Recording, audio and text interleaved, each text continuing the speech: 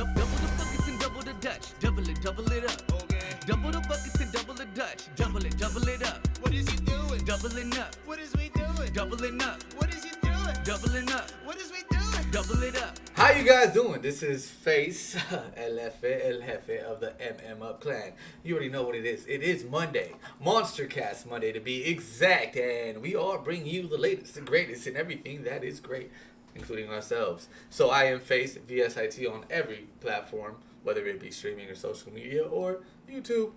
You make the decision on how you want to see this beautiful face. It's your boy BarlosGotBars. BarlosGotBars 47 at all platforms. What's up, y'all? Happy Monday. We back. And I am Shneaky, DJ, MC, anything you need, bringing you Psychedelic Studies, gaming, and anything else that I feel like y'all might be down to watch. Pretty much. Well, it depends what you're down to watch, you know what I'm saying? Whoa. Well, how was your weekend, guys? My weekend was shit. Just kidding. We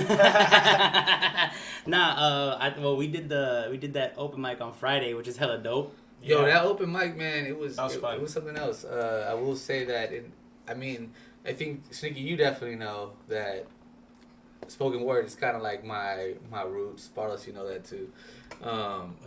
So when I saw like that poet, I forgot his name. You okay? It went down the wrong hole. My bad. That's what she said. So that poet though, he really kind of excited me. Like I like the other guy, and then I'm sad I didn't really hear the song that you were talking about. But the poet really like sparked my like my poet inside, my inner spoken word poet, and like.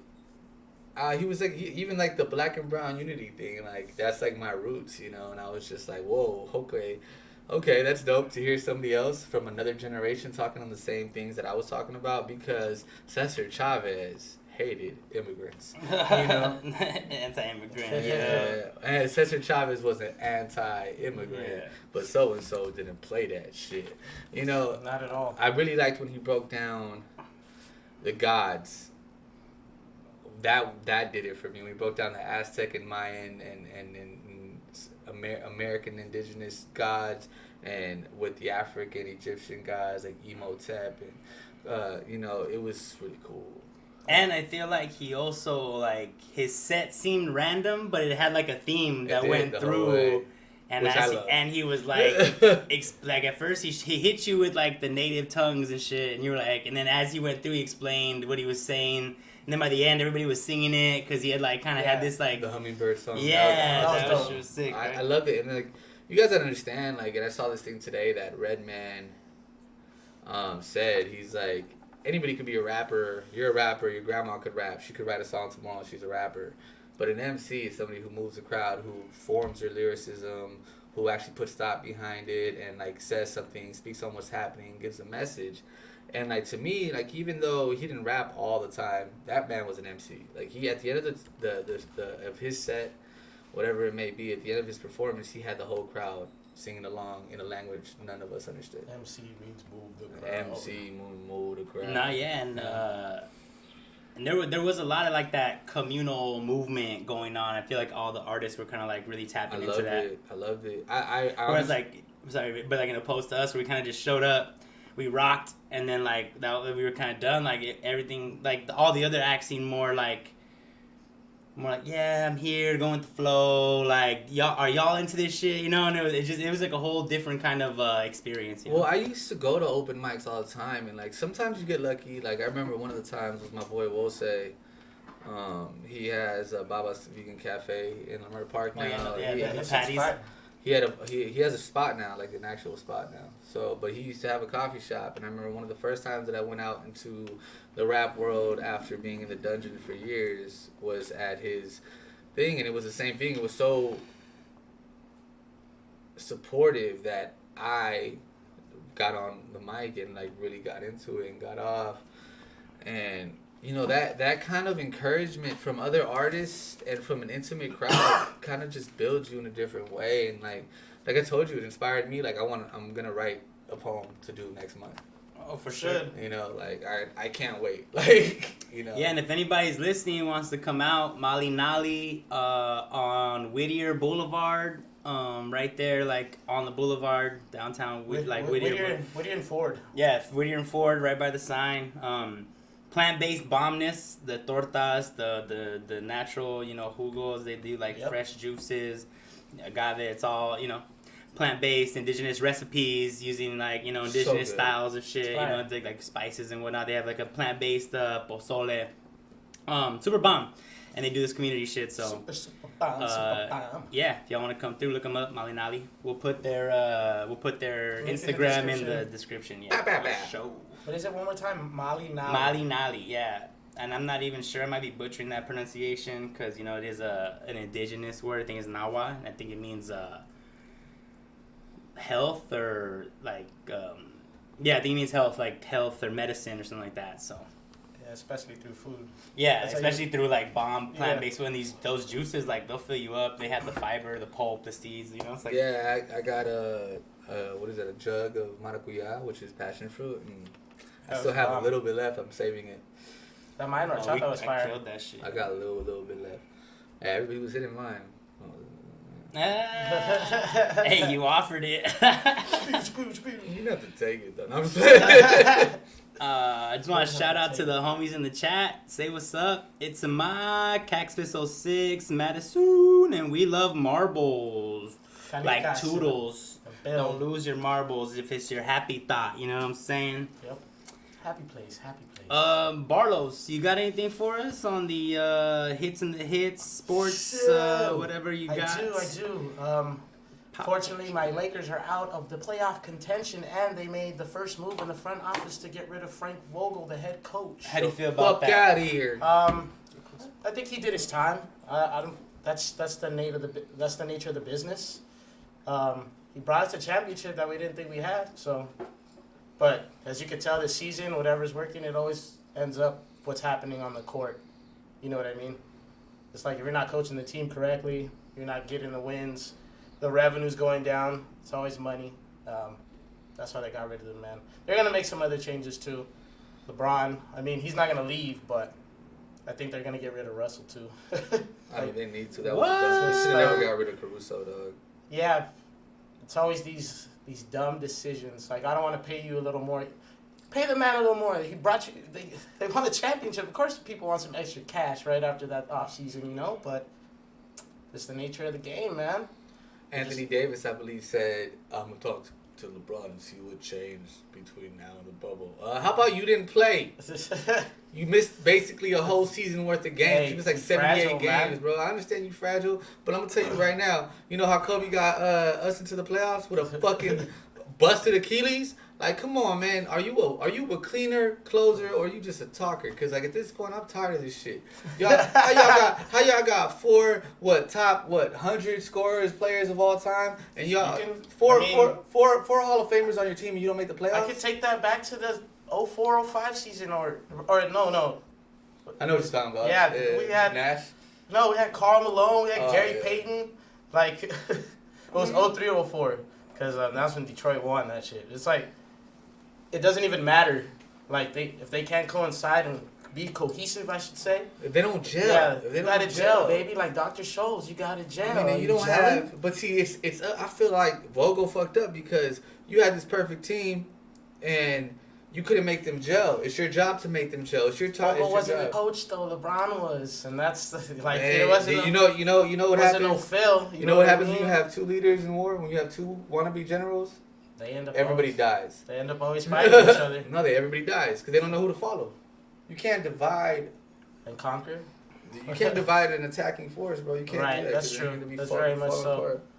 Dude, it's just... So, what's the future looking like for the Lakers then? If all these changes happening, like, are y'all... Obviously, y'all are not bandwagoners, so you're going to be on, you know, it's going to be purple and gold. But, always. like, you know, do you feel like, you know, what's the... Do you have hope for the season, like in an objective sense, you know, like looking at the shit? Yeah, because it's obviously the season's over, right. So the next season coming up, like with all these changes, you think there's gonna be? Is it gonna be for the best or? Definitely, because anything's better than this year. The draft, man. Like these kids coming. But we lost our draft.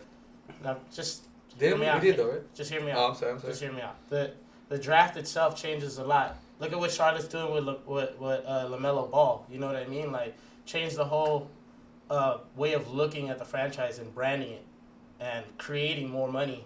And also, man, bringing basketball live to that city, that's what the draft does. It creates a new superstar. So, you know, with the Lakers going down the hole again, they usually do this.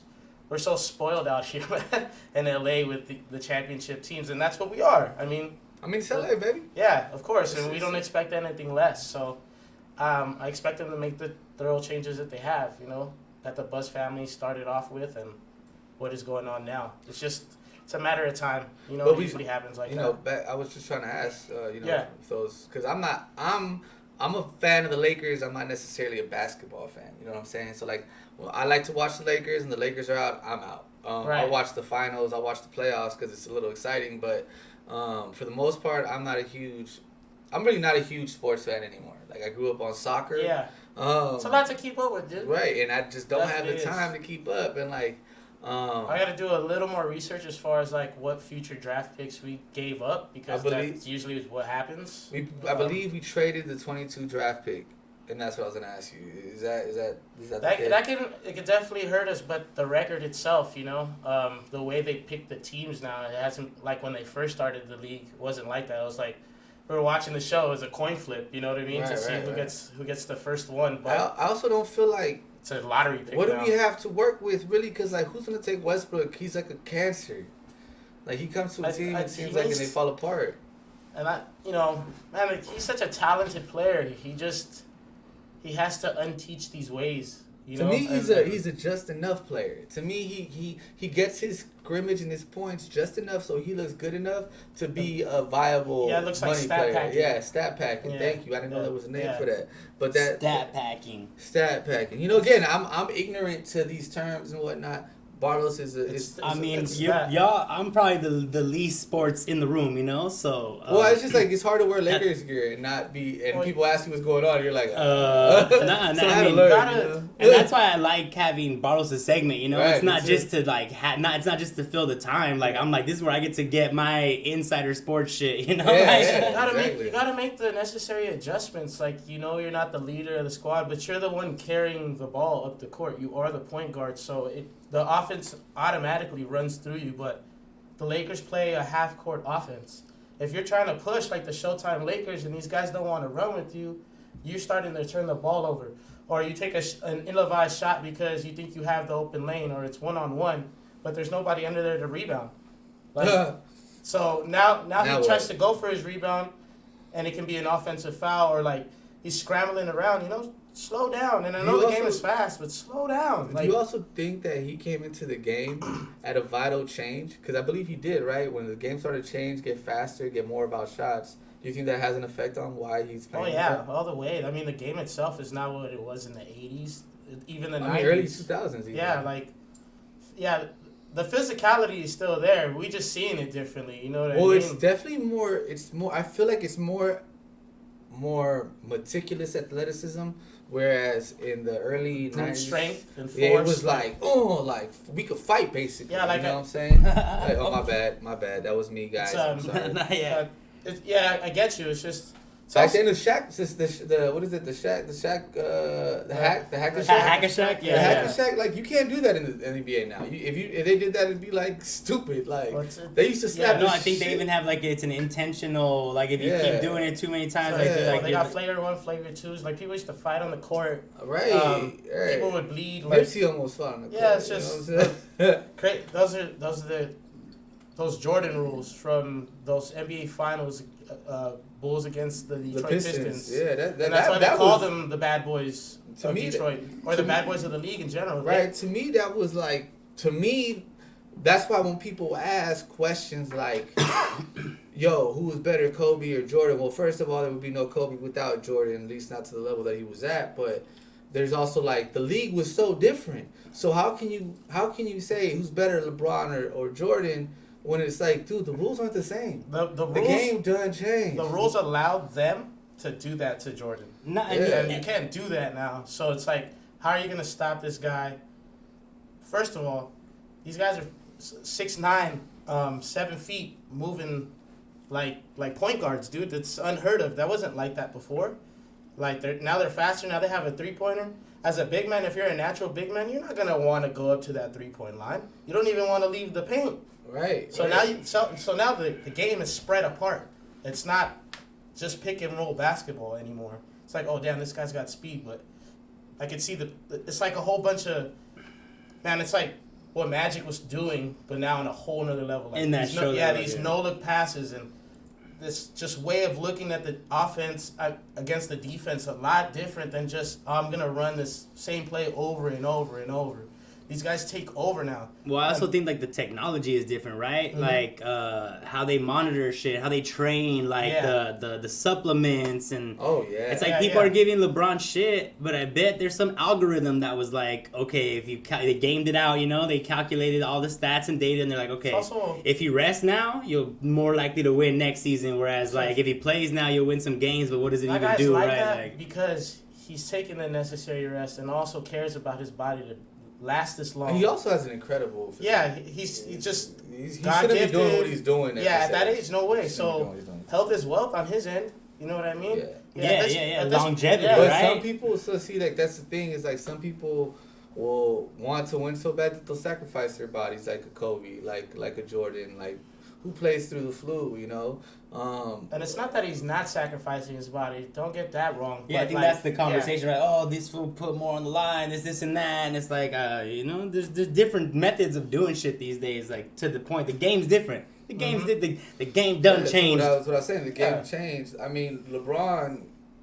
To me, LeBron is a genius. Really. It's like, dude, the guy is he is a genius because he's the type of person to be calling your play from the sideline before even the coach says it. Oh, you're supposed to be setting the pick right here, young man. You can hear that talk when they put a mic on him. It's like, how did you know this? Like, if you hear stories around the league, like DeMar Rosen from the Bulls, he was like, one time when we were playing, they were in Toronto, and they were calling the play, and LeBron was telling them where to go. Like, how do you know the opposition's play to that But point? isn't that your job? Exactly.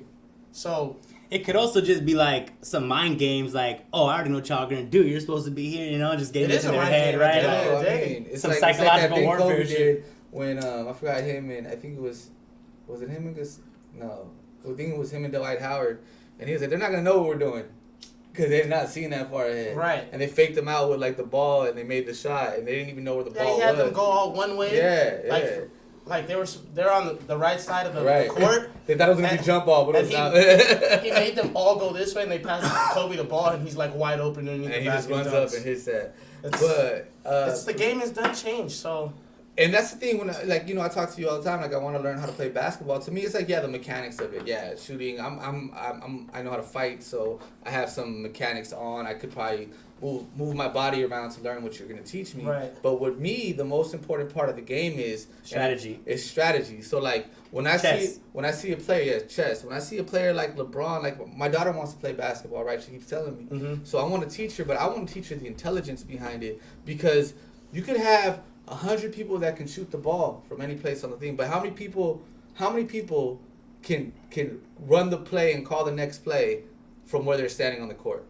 yeah, Right. they see it. It's poetry in motion. Who's more valuable to the team? The person that could make you adapt in the middle of a play, or the person that could shoot a shot? I mean, they're both important. Right. But to me, the one that could call the play, change the play, make the play, like you still have to be able to shoot the shot too. You still got to be able to dribble. You still got to be able to maneuver. But who's more important? The other people, they all shoot, they all maneuver. So do you. But now you also have to lead with strategy, right? Because you're the coach's go-to. You're the captain, right? So like, I want to learn that part. It's the same You know? thing with Curry. Everybody wants to blame him. Oh, you changed the game of basketball because of the way you shoot the ball. I'm not telling you to take that ill-advised shot. I know how to make that shot. Like, take that shit out your ass, man. Like, You know Curry's telling you to trainer? make that You know Curry's trainer? I've been looking into obviously studying trainers for basketball because my daughter wants to do this. So like I'm really interested in the sport now. Curry's trainer counts it as a miss if it's not a swish Oh shit. when they're training. So if it's not a perfect shot, then it's it's a not miss. a shot. Yeah. You make it then. Imagine that. That's how good and in those trainings, he probably still has a high percentage of makeup. Right. Just like swishes. I mean, have you seen yeah, it, right? That man can make. He can probably close his eyes, look at the ball, close his eyes. And you know where it's at. Like, and it comes with his knowledge of the game, and like his dad was in the NBA. I mean, he was destined for this. You know what I mean? His dad was a shooter, Dale Curry. I mean, he could have his probably brothers been in the anything he league. wanted, Like just to revolutionize the game, and like now you got a fan base. Now you got people to look up to. But if you're not gonna have this work ethic like I do, you're never gonna make that shot, and it's never gonna be equivalent the way I played in the game and use it. That's why it changes. Nobody's telling me to take that bullshit shot away. Like, just don't.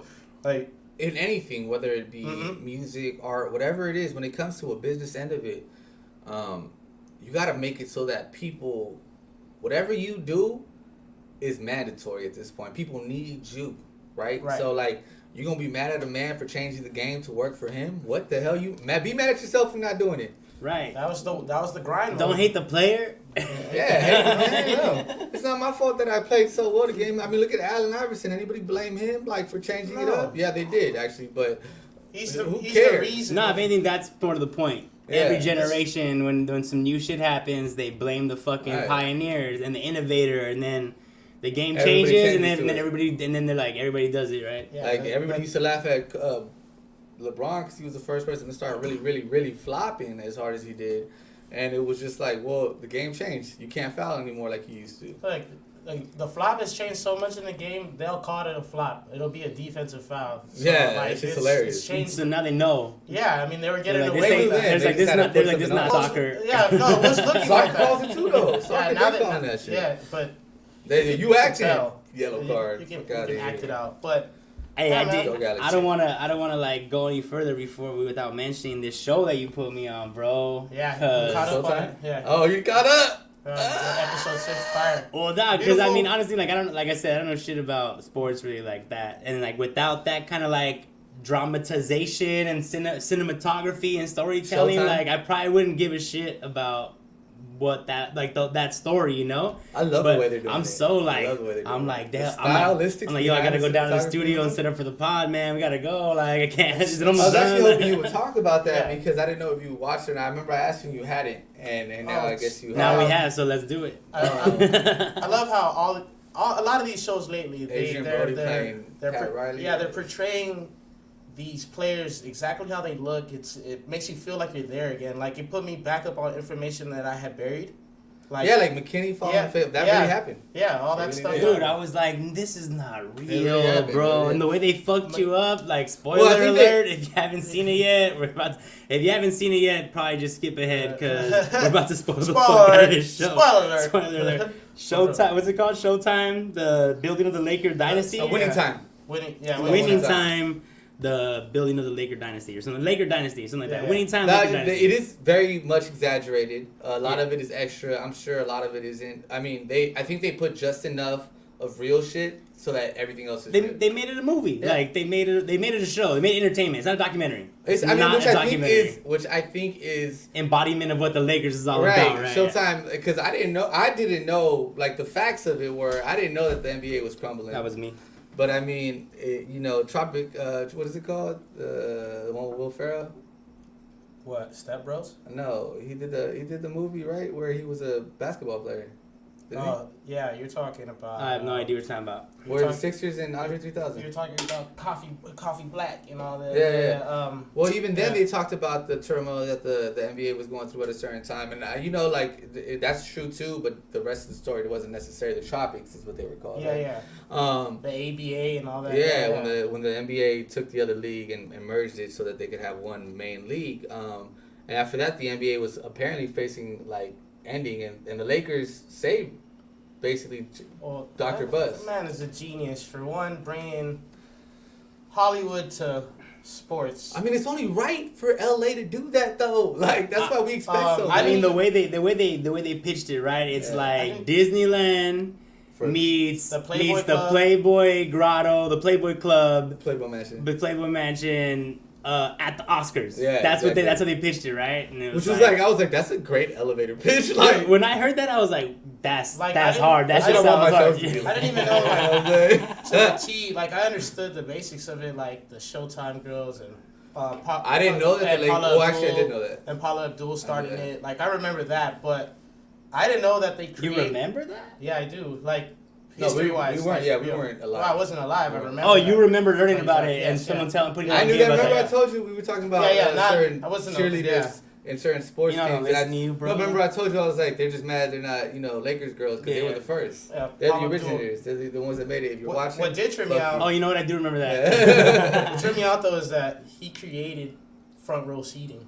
Yeah, the celebrity the like floor seats. Floor Yeah. seats. floor Yeah, seats. like courtside, like Jack Nicholson seats. The Jack Well, Nicholson that's seats. they showed gave them. I don't know if him- you saw it. No, yeah. They gave. They oh, showed no. like a younger version of him. And they also had Yeah. someone portraying like an actor. That's what I'm saying. That's what I was saying. They showed like a fake version. Like, yeah. No, well, on the brainstorming shit, They showed it. They showed it. like a real picture of Yeah. Jack Nicholson. And they Yeah. showed like a and that's also like an what I actor liked. portrayal. Like, So all that- that'd be the breakdown right all there. that That's footage, the Easter egg right there. all that like NBA playing footage that you saw McKinney like going over and all that stuff. That's all real footage of Right, those aren't the Kareem and actors. like and yeah, shit. it's so dope that they put. That I love the in way there. they're portraying Kareem too, and like his struggle and all That was awesome, man. Yeah, because they made that fool look and sound like a dick. But then you find out. And then why. you're like, oh, you got like beef with the world and shit. You know? But I remember knowing that about Kareem. I mean, he's my favorite number. He's 33. He had to deal with all that. He dealt with. The whole Bruce movement. Lee trained him. Like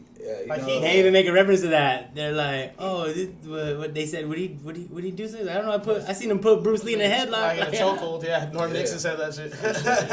Yeah, and it's. I know that a lot of it's exaggerated, but I think for people like myself who are like halfway huge NBA fan and a huge Laker fan, halfway movie buff, like it's the perfect marriage for me. Like to me, the cinematography, the way they're telling the story, the clips, the breaking of the fourth wall, all of that is just glorious. And then they start the whole series off with Magic Johnson finding out he has HIV. They don't say it, but we all know what it is. Oh yeah, of course. And like he's fucking broken, but then you go back. Oh, I didn't see that. Yeah, so Yeah, the opening is him at Was the that doctor. fucked up or what? No, it's him at the doctor. Oh, I was working on the flyers. Yeah. Yeah. It's him at the You doctor. heard and it. shit. So yeah, I mean you don't hear nothing really because the doctor says, "All right, you're good to go," and then his agent is crying in the car. Like it's just like, bro. Oh yeah, I'm gonna have to rewatch that because I was like distracted. I don't think I knew what was going on. Bro, just the way they just have it down to the. It's to a the- beautiful yeah. art. When he's like, I just want to spread the love. I was Right. like, yeah, fool. I Spread it. bet you did, Spread sir. it. I bet you did. Nah, and then I just That Johnson love. yeah, That Magic Johnson love. and to top it all off, the actors in there just They're perfect. Oh yeah, The they remind me lineup of like. is stacked, baby. I didn't know. Jesus. Hold on, I don't know if this is true either, but I didn't know what's his name, the logo. Jerry West. I didn't know Jerry West was an asshole. He Because they called him was. the gentleman of the sport. That's true. I knew that. And then Well, especially the way they talked about him. Yeah, dude, that guy got his ass whipped by Red Auerbach the whole time. Like that That's sucks. crazy. Like they gave him an MVP in a finals that he didn't win. Like Did that's- everybody sign off on this? Like all the No. families? Oh No. shit! So it might be. It's not even. No, be I true, believe though. Magic Johnson was like, that's not the way it is because he's coming out. I don't know if this is facts. This is hearsay. He's coming out with his own version. It's probably more like a. But I'm wondering if Jerry West is like, if he was really like that, or if they just needed like that kind of character for the fucking series to work. You know. I mean, I kind of feel like I could see him being like that. it makes sense, like if you wrote it out, if it was a character, you know. So I don't know, you know. Yeah. I'm curious about that. I mean, I think they took a lot of Liberties. creative liberties with it, but Yeah, of course. at the end of the day, it's like the perfect storytelling, right? Like I mean, we're rappers, right? So we embellish a little bit as well. I embellish a lot, like on the level of what I've done, but I've done it. It doesn't mean that I did it on like that level, but you know, you embellish a little bit just because it's entertaining. It's more. It doesn't mean it's not Sparks the authentic to who I imagination. am, but I'm also speaking to people that I know did it on those levels. You know, and it's just like, yeah, maybe Dr. Bus wasn't that much of a womanizer, but he did have keys to the grotto. You know, let's maybe, Yeah. maybe that's the case. Maybe Magic Johnson was a little bit more likable because he's kind of an asshole. He's a lovable asshole though. That's the thing. He's like, it's like he loses his shit and then he's like, fuck. Yeah. He's a shit, but I like the person that had to play him. I'm like, damn, they did great with this casting.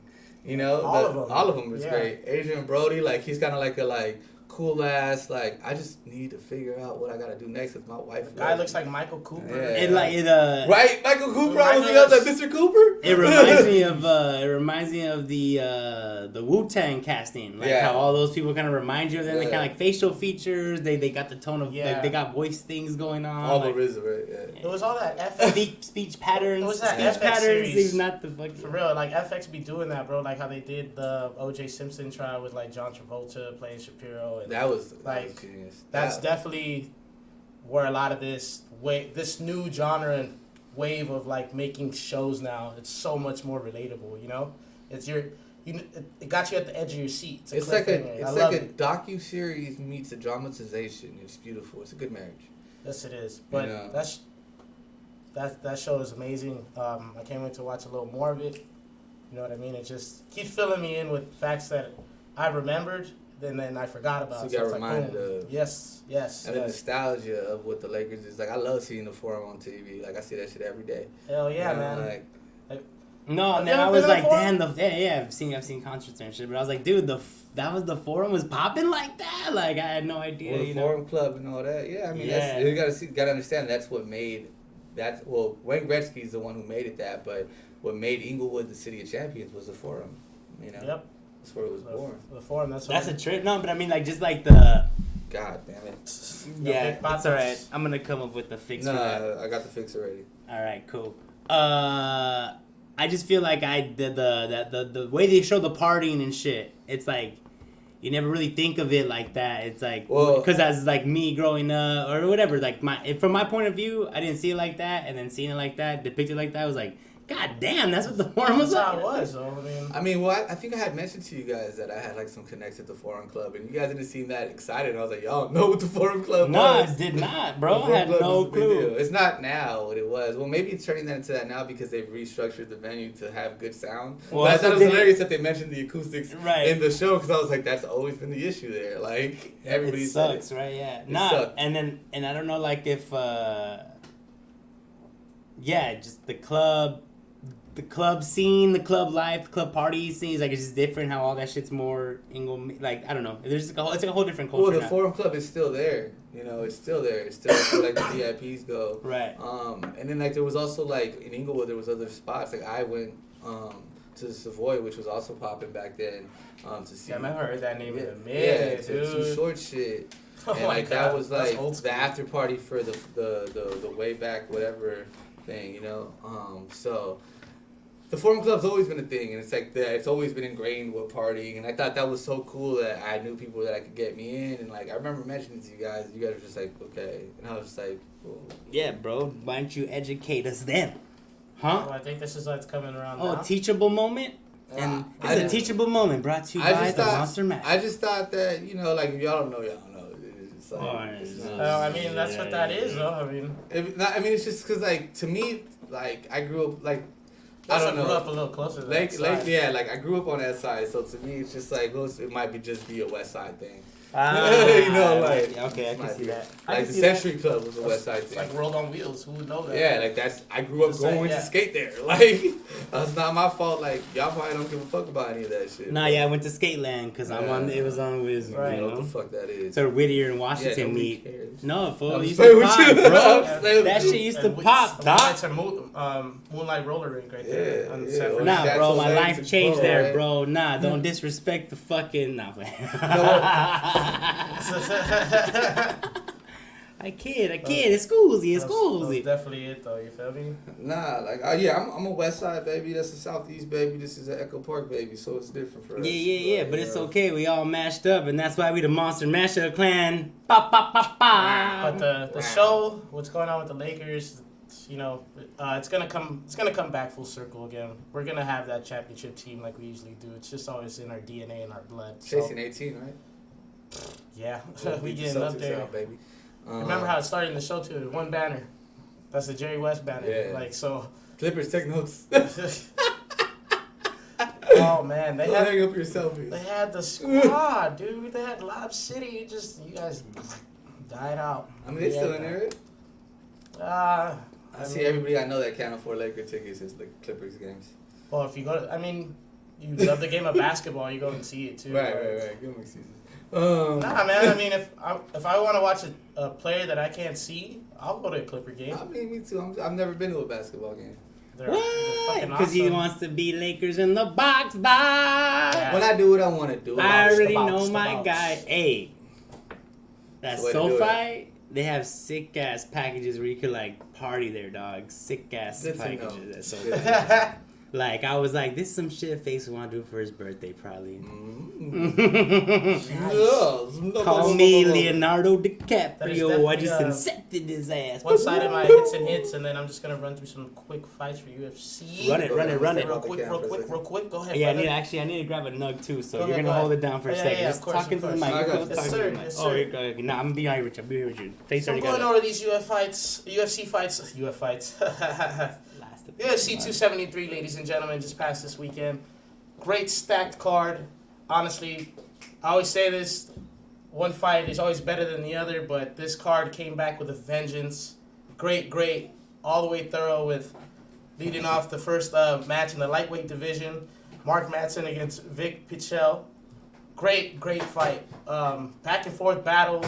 I really thought Pichel had him in the second round, but my guard Mark Madsen out-wrestled him, outclassed him, and he ended up with decision after 3 rounds. Great fight. I'm running right back up to the ladies, because the ladies always are the most entertaining. You know, they move at a different pace. It's faster. It's on point. And you get to see how the jiu-jitsu, the submissions, and some of these ladies be hella buff, man. Like, they'll knock you the hell out. Jesus Christ. Like, so Mackenzie Dern took this one by decision as well against Ticia Torres. Wow. I'm telling you about the way Ticia she had an omoplata in, bro. Like, her whole hand was behind her back. Mackenzie had it, and like she was in the spider monkey grip, like full guard, but like being carried, you know? Like the girl could have power bombed her. Ticia could have power bombed her, but pulled that omoplata back, and all she did was just muscle through it. And this is what I mean by her being so strong, because she's got the woman's body weight on her, and on top of it, she's pulling back the submission. Didn't catch her with it, but, you know, Mackenzie Dern just stayed on top of it, and her whole performance and her just being on top of it with the submissions and kept trying to get her submitted, even though she didn't get the submission. She was on it like a rabid dog. You know what I'm saying? She was on top of it. She was on top of it, man. So, great job by the women's division. It's a beautiful thing to see. They always whip some ass. Their shits are exciting. Yeah, it's Like- always exciting. Like, Always. unfortunately, there's that whole... I'm sorry to interrupt. No, but no, there's you're good. That This whole is- conversation right now, especially with, like, that whole shit that's going on with that player who's, like, got locked up in Russia because, like, some weed cartridges or That's whatever. WNBA. Oh, that's Yeah. But, That's WNBA. yeah. right. No, I'm saying, like, there's this whole conversation Brittany Griner. about, like, women's sports and it not being exciting and them not getting paid the same. And, like, in fighting, like, you can't really make that argument. And women's soccer. Like, those, like... They they pay harder. but they don't Way get harder. you still get They a quarter, a fraction. yeah. So I feel like, you know, like it's tight to be able to hold Well, up these standards. Like, yo, this shit's exciting. Like, why are they not getting paid the same? You know, I just read Tim Grover's book. and not to be all woke and shit, but it just came to mind like that whole conversation I'll let was him finish, happening but right let now. me remind Yeah, you yeah. Tim Grover. I'll write it down right here. Yeah. Right down here. So I'm getting up to the fight of the night, in my opinion. Bam!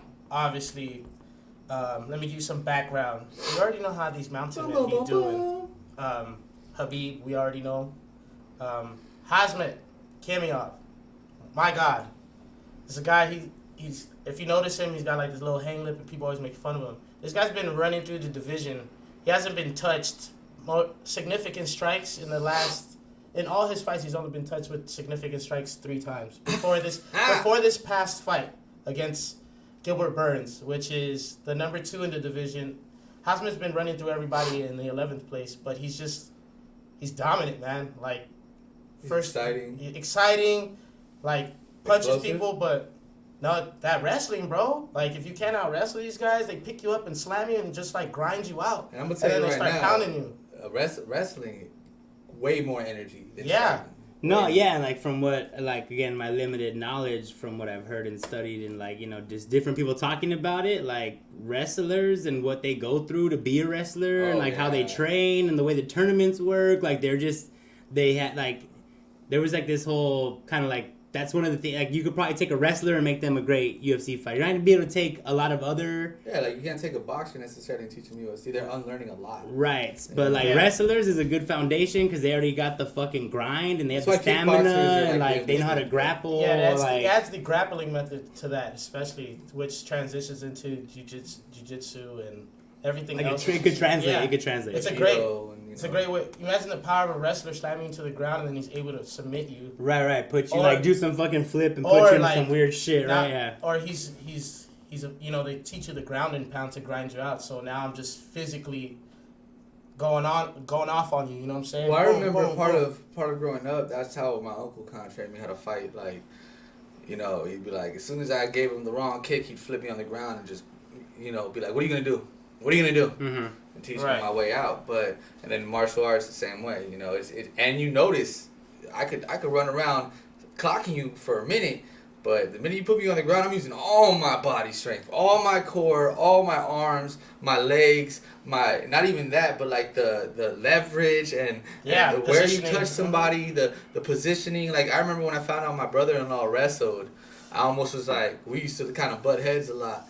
And I almost was like, all right, I gotta learn some shit, right? Because this fuck take me to the ground. I might have to, because we used to argue all the time, and I used to be like, man, I'll whoop this little boy's ass. But then I found he could wrestle, and I was like, okay, that's a little different. Might be a little different. And I know my wife got hands, so he probably got hands. And then 80% of fights go to the fucking ground. Right. That's my background on Hazmat. But Gilbert Burns, he hasn't fought in a minute because he had COVID. But the fight he had before that was against the champ Usman, and he rocked Usman, but he got a little overzealous, and Usman took advantage of it and ended up winning the fight. So this is a true testament against Hazmat, coming back, and Hazmat's never been touched like this. This man right here, significant strikes to end the match, 53, and they were bloody. Who won? Hazmat took it, but I think it was a unanimous, but it should have been a split. But the way my friend told me about the way a unanimous works, it's like they all agreed instead of like they all score, right? Yeah. Agree who wins, right? But like, if they all agree, like, you could have given him, it could have been, I don't know what the cards are, I don't know if they're the same as in boxing, but it's this it's control of octagon. So how much space? I'm talking about the point. I understand the I don't understand the like. I don't know if the points are. So it's like 10. It's like 10 points. 10.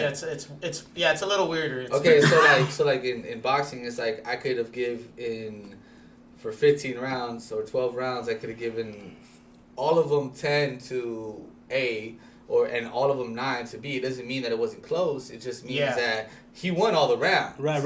Like, so unanimously, we all agree he won all the rounds. They weren't. Yeah. It's not that they weren't. They could have been 9.5 to 10. But well, actually, they're similar because I think that's a criticism against them is that like you're taking the boxing point system and you're applying it to MMA and like it doesn't always line up all the way. Well, it's like it's again the biggest points is like how it would be in boxing. It would be like a knockdown. It would be a takedown. But see, that doesn't even make sense because it means so much different. Right. That's what I'm saying. It's like sometimes the argument is like sometimes they give you the whatever many points for a takedown, right? But sometimes that takedown doesn't actually do anything. All right. You don't actually capitalize on anything. Like you take them down, homie gets right back up. It's whereas like somebody will take you down and they'll fuck you up, ground and down, almost like, submit you, and they're worth the same shit. If you knock somebody down in boxing, it's a huge deal. It's not in that could literally be the whole match. You guys have been 9-10-10-9, 9-10-10-9, but when you get one knockdown, that's it. No, and takedowns are like that, but that doesn't always mean that you're doing anything with that takedown. You might just take them down and hold them and not like actually do any work. Because I've been in a fight where I knocked somebody on the ground and they got me back on the ground with them. So like, and as they fell, it was the only fight that I've ever lost, like in the street. And like, I'm gonna tell you right now, like that to me is more of a fucking. It's more impressive. It's way more impressive. Again, though, it might not be as exciting. Yeah. And so people, they don't want to start. And maybe they're trying to encourage the excitement. This fight, hands down, though. I mean, that's why that fool, what's his name, Eddie Bravo, made his own like combat jujitsu, where there's like it's jujitsu, but there's also it's like straight up jujitsu, but then there's like open palm strikes or some shit. So it's like you can, Are open palm strikes allowed in the UFC? No, they're not. Because I'm about to say those are deadly. That's this bone right here. Like literally, you can. The only thing you can do is you can slap somebody. Like you can, like what Nick loose Diaz palm, does. like yeah, loose palm. But this no, will kill you. not this. No, but like, these are straight up jujitsu matches. No other form of combat except the open palm. Like so, they hit. So like if you hit somebody right here with that, you can kill them. You put their nose into the, you know. Right, but they can't kick.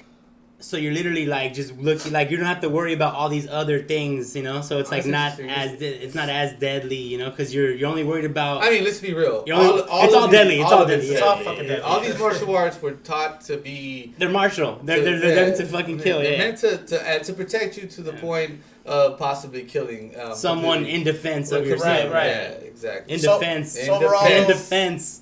Just to wrap it up, so we can get through it. Great battle back and forth. It had all the works of a fight that you want to see. That's gonna make it a pay per view that it is. We'll see what comes back with Gilbert Burns. He's gonna go up a little more. He's lost a couple spots after this, but he's still a contender, man. That guy battled his fucking heart out, and he tested a guy that nobody tested before. Now Hasman has to do some extra training that he hasn't done before.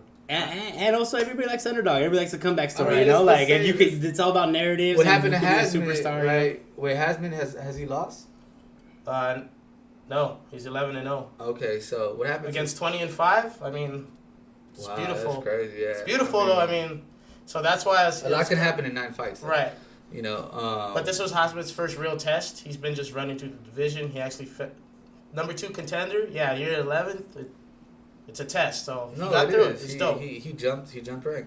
Then I got Peter Yan against Aljamain Sterling. The last fight that happened, Aljamain took a crucial knee, an illegal knee that gave him the championship. What? Yeah, the fight before this. So. Oh, is that the one they called? Yeah, remember that? They called that. So this is the rematch of that, and the game plan changed. And dude wanted to keep going, right? Mm-hmm. We were like, that's wrong. They should have kept going. Nah, Peter Yan actually lost this fight, man.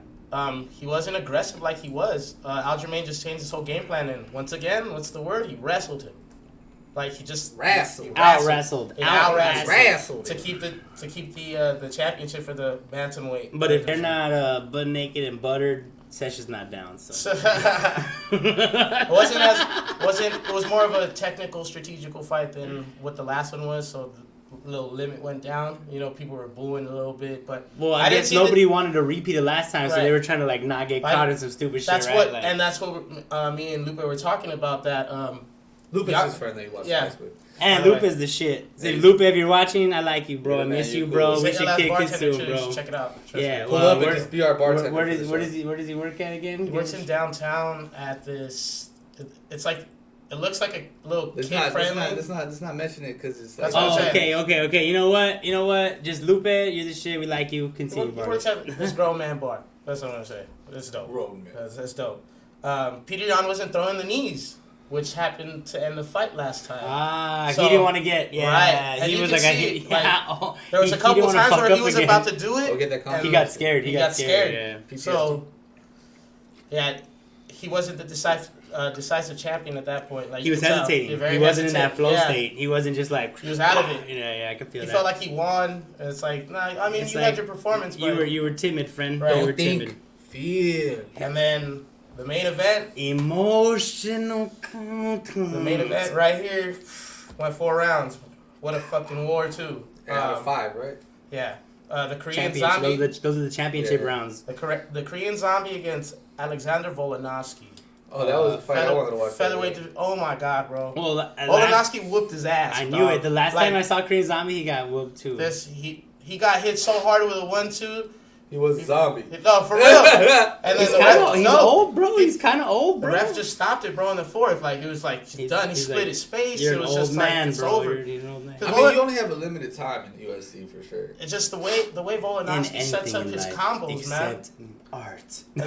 It's like 1-2, and then they get close, and he throws an elbow on the way out. So it's like... He cut him with the elbow? Well, it's always on the chin, and now he's got to back up and figure it out. and Kareem's taking him, and you could just see him get drained. Like, Every yeah, single you round, guys it's getting beat worse. Dave. You're starting to swell up more, and you're Volkanovski looking like a pit bull, bro. You start feeling bad for the first. You're like, oh, he dude. kept hitting him, and you could tell like when you can hear that shit, like the crowd is quiet. They're not even cheering. Like, damn, can you guys kind of stop it already? Like, it's but starting. it's also to his corner to throw in the towel. Right. You know? Well, the ref just jumped in. I mean, he didn't even let him get to the 5th round. He took it for 5 minutes in each of those rounds. I mean, fighting for 20 minutes like that, man. I mean, I know most street fights last like 2 minutes. Yeah, like dog. So they feel like they're forever. After the next day, you're like, oh. That's why when people try to talk shit about boxers, I'm like, you try to box for that many try minutes. to box for 1 round. Yeah. Try to box for 1 round. Like, and see why you chill and you wait and like you try fucking not to- you learn and you make sure that Why everything you pay counts. short You make sure everything Well, counts. that's not Every trying to little hit. expendable energy First is of worth all, something. First you know? of all, let me. Anybody who hasn't gotten in a fight, bro, like go get hit in the face and tell me you can fight. Everybody got plans to get hit in the face. You know what I'm saying? That's the truth, bro. I've been there. You can't run out that ring, I've been like, man. oh shit. But- Okay, here we go. Or until they hit you with their most powerful shot and it doesn't daze you, then they're like, okay, now I'm ready to go. what do I gotta do, fam? What do I gotta do? How do I beat this guy? That's never happened. UFC was That's fire. scary. I usually watch one or the other.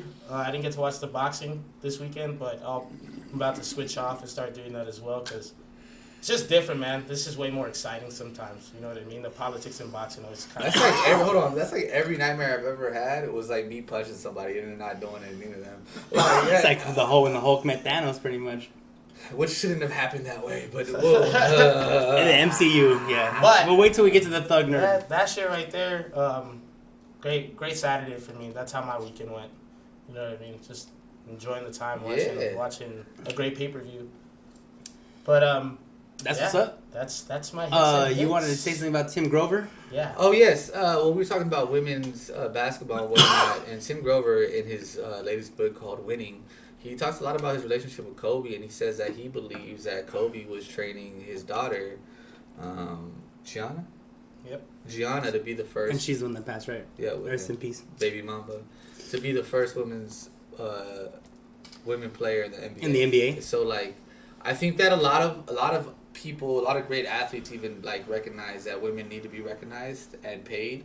I know for a fact that like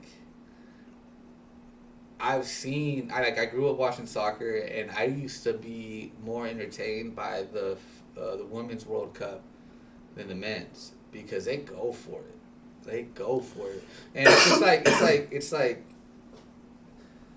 No, I mean, they're not there for the money, right? It's Yeah, passion, they're there right? for the They love that shit. and soccer is about like a country thing, right? Well, ¿juegas para la camisa o para el dinero? Like, do you play for the jersey or do you play for the money? And it's just like when you have a player and they all seem to be, they have to be, right? They're all players for the jersey. Yeah, because there's no money, or like the money's not that substantial, right? And that's why like I love Kobe. That's why he's always gonna be my favorite player because he played for the jersey. You know, yeah, he made the money and all that, but like, you know, it's like. And it's going back to the LeBron. This is the LeBron callback, Yeah, right? yeah. Like the difference he's a of why he's mercenary, you know, but it's a different game now. But like the women's like sports, more people travel now. It's not as looked. It's not as looked down upon. like as it used to be. Like where you the people that drafted you, like you owed it to them to try to retire there. Right, you know, right. I mean, it wasn't really ever like that except for star players. Let's be honest. And even star players. That's right. We're talking about LeBron and Kobe. But These are stars. But let's These be are real. stars, Like you know? the first one who really like jumped around according to his bread was Shaq. Like, at least as far as I know, like he jumped around and got his bread however he could. Like Orlando, Lakers, fucking. Did he even play for the Celtics? No. Yeah. Which Later, to me was like the biggest slap in the face. Like he went to the Celtics. And he went to Miami. He was in Miami he was part of that. He won over there too. Yeah. He won in Miami. And they started DJing in Miami with that Miami bass. Oh, Kobe got one more ring than him. So that's all that matters. That's all he ever wanted, right? Yeah. So, well, I got one more than Shaq. Because he left. He said that after You know, he well, won. his whole thing was after Shaq left was that I can do it without him. I'm gonna show it. And I think like that was another cool thing about that show, the Winning Time.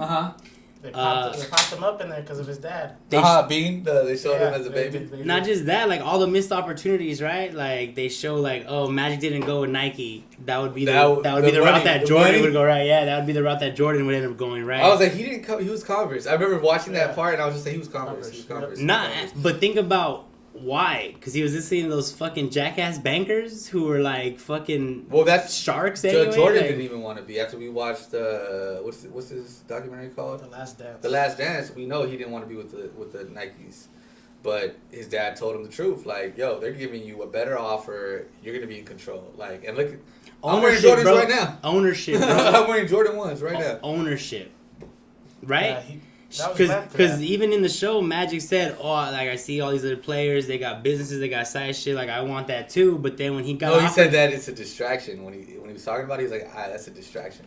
Is it? Is that what he is? Was that the context? When he was talking about Norman Nixon and like how he has all these things, that everybody got something else going on. I just want to play ball, you know. And it's just like funny because now we know that he went the other route. You know, he played ball, but he's got a piece of like every team in LA. Like, nah, but piece of Figueroa. Maybe I got to rewatch it. But I think in the context, he was saying like he wanted to have all that shit too, so that he could just because play he said that they were just distracted. weighing it out. He said that they were distracted. He said that he felt like they were distracted, and that's why they weren't good. Right, but I think he was like, I could do it better. Like I could have all that shit. I could have all that shit and still be. I could still be a ball player and have all that shit, right? Yeah, but maybe not, because he didn't go for the chance to own the fucking a piece of the shoe company that was gonna put his name on it, right? Like, I also think at that point, and I don't know how realistic this was, but at that point he was very clouded, you know. And young. He tried right? to even pitch it to Converse, but then the lawyer told him that, you know, you should go with Converse, and like, obviously no, because like anybody who's a businessman knows that you gotta take risks, like, and like somebody's giving you 100,000 shares at 18 cents, bro, like. And they already have they made a shoe with the name on it. Like, they're invested in you, but it's like Nike was new at that point. But I feel like that guy. If again, maybe this is just me. And maybe it's just because I know already. But if that guy would have gave me the pitch, like, yo, I'm just like you, upcoming. No one believes in me. That's how we get down. I'm like, yo, yes, let's fucking work. Because I feel like at that point we're on the same level. level. Well, how many times have we given that pitch, and they believed in us, and we came through for them? Right. It's happened. You know, so maybe that's why my own experience tells me that in business and shit, that would be the smart move. The guy who's boots on the ground, on my same level almost, even if he's a different race or nationality, is going to be more likely to work as hard as me than the corporation that doesn't want to switch anything around for their brand. They're going to value me because I'm coming in. He said, we don't want a fucking horse in the stable. We want a partner. We want a partner. Yeah, when they said stable, I was just like... And then that guy even said, he was like, hey, welcome to our stables. Right. Like, you're a workhorse, my boy. You're not a partner. We're going to make a lot of hay, is what he said. Yeah, you're going to make a lot of hay. Yeah, you're going to make grass compared to what we're going to make off of you. And then, like, I love how they clip it and they break the fourth wall and they're like, he regrets it. the fourth wall breaks are the best to me. Me too. Yeah. I mean, I always feel like... creative as shit. Definitely and it's just like they're killing it, but yeah. And the actors who are like comedians doing like more serious shit and showing their range. That's Mike Epps is and he did it well. I knew who it was. I was like, that's Richard Pryor. That's as soon as he stepped on screen, right? That's Richard Pryor. And it's just like it's interesting the takes on like what it was to be a black man back there, and like because we didn't grow up during that time, we know that it's difficult even now. To have a different skin color or a different ethnicity you identify as. But, and just trying to build it off of your skill and talent, right? And like that whole commonality. Yeah, like he said, we're white boy famous. Yeah, we're white people famous. Yeah, that's the first thing you give up to the white man. Your name. It's like it ain't Irvin. You magic, man. That's crazy. He said say Presto. I looked at Bar. I was like Presto to Ryan. I mean, I gave up my name a long time ago. So that's what happens. Love you, Pots, but that's your name. Yeah, it's interesting to see what everybody's doing with their names, but I really think that the all women's sport deserve more payment. I believe that it should be equal pay. If you know, like I understand the revenue and whatnot, but it's like what Immortal Technique said. Like it's all about marketing. Like you know, if there's a market for shit fetish videos, there's a market for WNBA. And if you guys learn how to market it right, like, dude, I'd rather see women play sports than men. I mean, just to fucking derail completely, but bring it back later. There's this Alanis Morissette documentary on HBO Max called Jagged, and they're talking about her whole story. And I had I love that fucking Jagged Little Pill record. I had no idea the shit that was. I did not know what was going on with it or her. Or like, it was just some shit my Nina introduced to me, you know? So, watching that shit, and, you know, there's the whole story, like, I don't want to go too into it, maybe it'll be a separate combo, but the point was that, like, you know, someone said, oh, you know, all of a sudden the record labels realized that there was a market for, you know, women just saying how they felt about shit, and then they're ready to capitalize on it, you know? Once Alanis showed that shit, then you had, you know, like, they started showing, like, Paramore, I think, like, Taylor Swift, Beyonce, all these people, like, actually do Alanis Morissette covers and shit, you know? And it's like, she was one of the first that showed people that shit was profitable. Mm-hmm. And then it became, like, a thing. Oh, let's go find front women, you know, women-led bands, like, and, like, Alanis Morissette, what did she write? She wrote fucking, It's not Cherry Bomb, right? No, she wrote, I got one hand in my pocket, and the other one's in a peace sign. She wrote, I want you, and all I really want. No, because, like, the girl who worked... She was God in Dogma. She was, like, the woman who wrote, you know, Cherry Bomb. She was, like, one of those people, too, the pioneers that like changed rock and roll forever because they made women like the front women, you know, like Barracuda, like. Oh, I think that was before, yeah. It's like in the alternative world, you know, like And like, and yeah, it's just fucking, it just goes back to the same shit, right? Like once you. Well, I definitely like am gonna fight for my dollars to get paid the same as anybody wherever we go, and I feel like I'll be in a powerful place when they get to that age. At least I hope so, you know. Well, you'll be in a place to be able to say like, yo, don't worry about the budget. Like, what are you gonna bring to the table, you know? Like, and then, you know. Exactly. The shit will get done because it's like it's not about whether or not it's profitable or not. Right. Because I already have the money. Right. We're gonna make it crack. Like that's all that's what money does. Buzz, right? That's what money does, you know? I mean, look at us. Sheesh. I mean, look at us. I mean, look cute as fuck on camera right now. The hits and the hits, ladies and gentlemen. Appreciate y'all. Good shit, Barlos. Good shit. Should we freestyle? You want to throw on a 30 for 30 interlude real quick? I got beats. Yeah, let's freestyle. It's been a minute, right? Face, you ready? Yeah, let's do it. Let's do a freestyle. Fuck it. Okay. This shit might be I'm going to have to adjust some levels real quick, so let's figure it out. Play some shit, Barlos.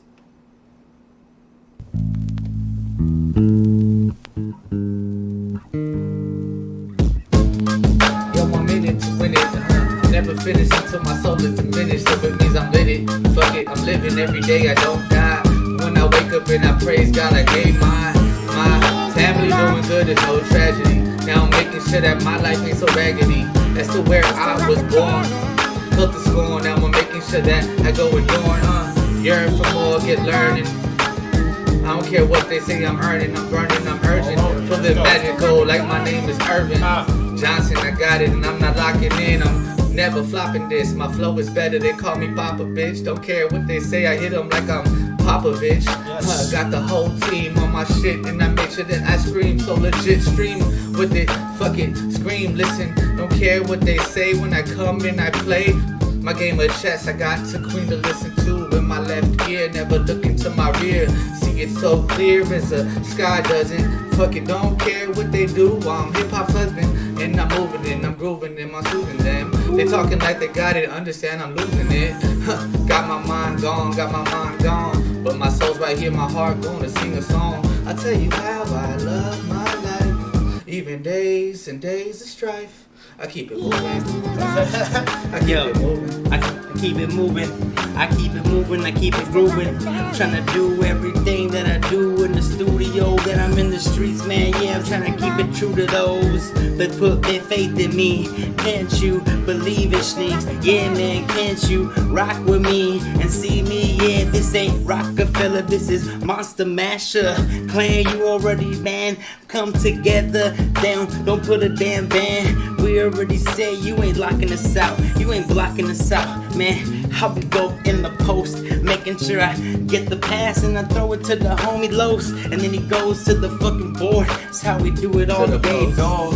Talking like Dennis Rodman. Y'all couldn't see, y'all niggas outdate like some fossils. We got him, that's the fuel that's enticed in my heart. Can I push it to the metal get it to start, baby? From the back up, this is where she likes it. The way that I'm so fresh, you can call me a trident. But I'm like a shot, she can call me her tiburon. Y'all couldn't see the way I get it, that's just how we go. To another type of planet, that's a playing field. You couldn't see the way we came so for real. But y'all niggas just acting like Sims, now I'm balling above the rim. Y'all couldn't do it like this, y'all niggas stuck on defense. Showtime like the Lake Show, plate goes. Y'all niggas just see Alakazam like Presto. Magic, Mike Jack the Latch, y'all couldn't just do it. I'm the shit like me. Oh, I lost it. Leap for lactic for tech, I hit them on my attack. I spit that, I'm a spickin' fact. A spick so span, got it clean like Fabuloso. I'm fresh and clean, look at my gear like Fabuloso. I know I go and cure it. These fools is acting like they is just listening. No, they learning it. They trying to copy and mimic it, but they could never do it like I did, cause I'm face, you bitch. And you can't face the shit, the ones that I do, the way that I overcame the mountain and paid my dues. They like how we do what he do. Simply cause I didn't move alone, I got a whole damn crew. Yeah, and I'm stemmed in like I got the science teaching stem cells. Fucking look at me, I'm in hell. And I'm trying to break out my cell like Jenny Lopez. I got the bitches and they know this. And I make sure that I show this. Take notice, I'm focused. Moving like a lotus, a fast car. They like how we do it. Outer space, that Mars. Like wherever Elon Musk is going, and wherever the girl on the corner is hoeing. Making money and make it lovely. Fuck it, hit it, shit. You know you wanna hit the sunny. Yeah, you said the lotus. I thought you meant the locust. Cause we be swarming, invading other purpose. But I don't even understand my purpose. But most days I come down and I just let you know. Yeah, heavy is the crown. That's why I put that shit down. And I got a project coming real soon now. And I think that's the first announcement that I made. Wow. No, it's like the third. The last call for alcohol. This is the warm-up. Yeah, that was good. We haven't done that in a minute. That was short. Lower your volume a little bit. Yeah. All the way? Not down one or two. Yeah, I'll put you over here. Nice. Hit it. How y'all doing? Hello, everybody. Throw some words if you want to see It's your us boy like, do Barlos. some rap shit. If you want us to rapidy rap, crappity crap on the game, I don't give a damn. They talking this shit, I'm feeling like the man. Like I kick it like that damn. Look it, I break it down like the dam. A broken levee, it's so heavy, it's I'm pushing in my Chevy. The water overflowing, you try to make it keep on going. That's what I do, man. I'm a water bender in the crew, man. I just take the energy and make sure that it always goes through to the channel that it needs to.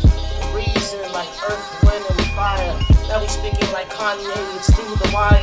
Shaka car, and now dealing with some dawns. Can you give me my view so I can eat it extra long? Yo, pásale la lambe, you pull the wire.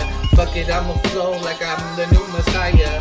Messiah, the God, the King they never seen. Now I make sure that I'm objective and obscene. Objective and obscene, taking over all the scenes. You don't wanna see the movies in my private home, G. Yeah, that's right, there's some deleted scenes. Go make sure you get the extended DVD and the special features. Man, I don't need no features. Everything I do is solo shit unless it's monsters coming through the fucking speakers.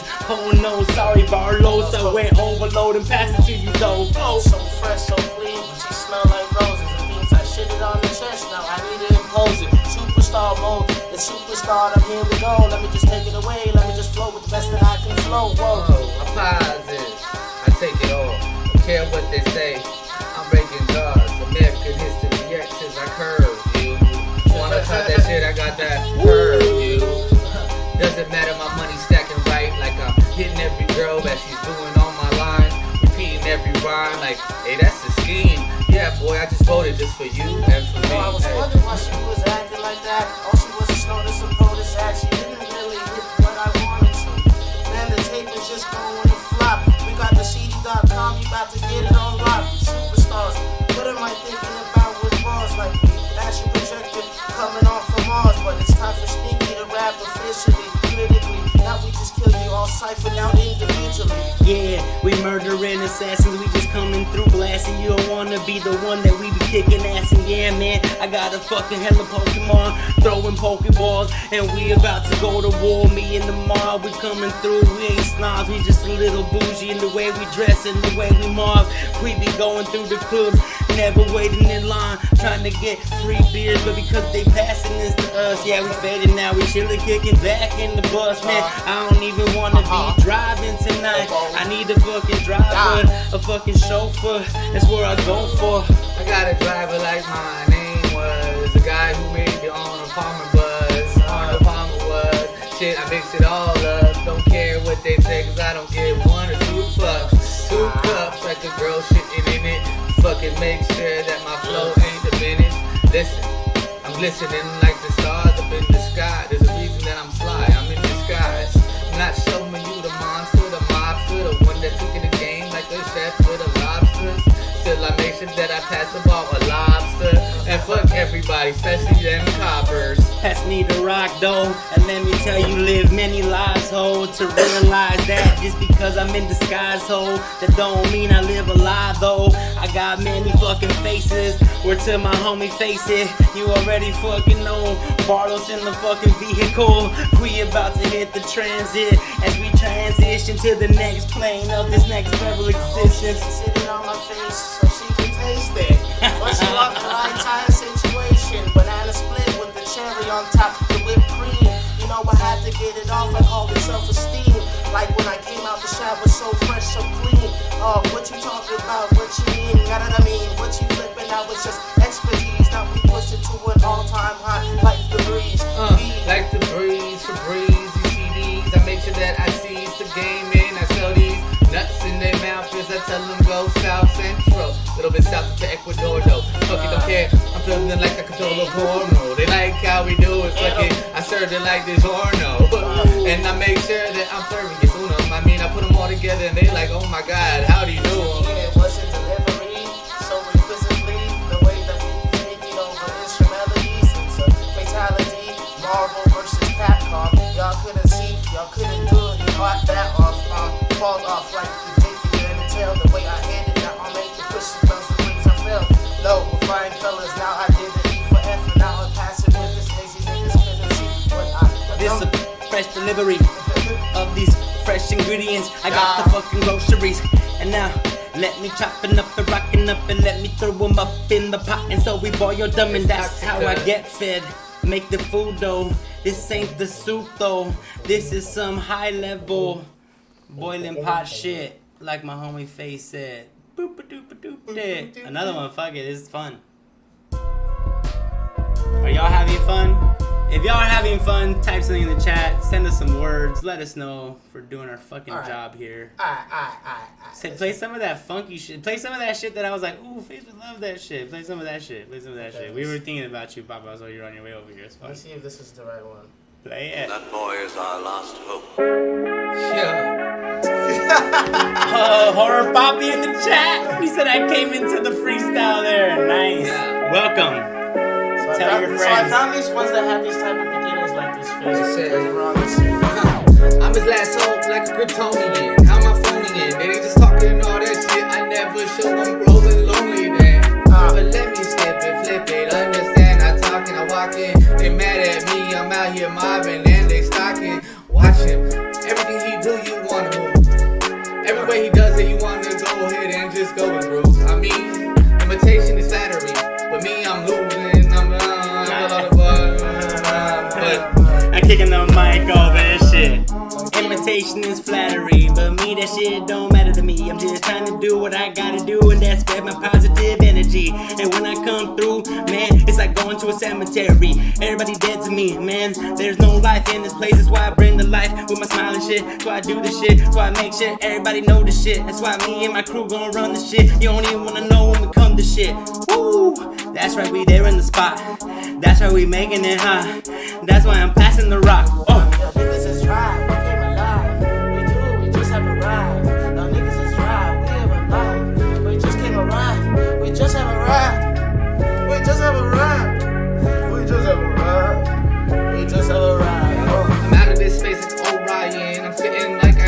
private. Ryan, shit, I'm still styling. They mad that I'm out here rhyming. And don't care what I do, the crime is whatever they wanna put me in for. I don't care what they say it's for.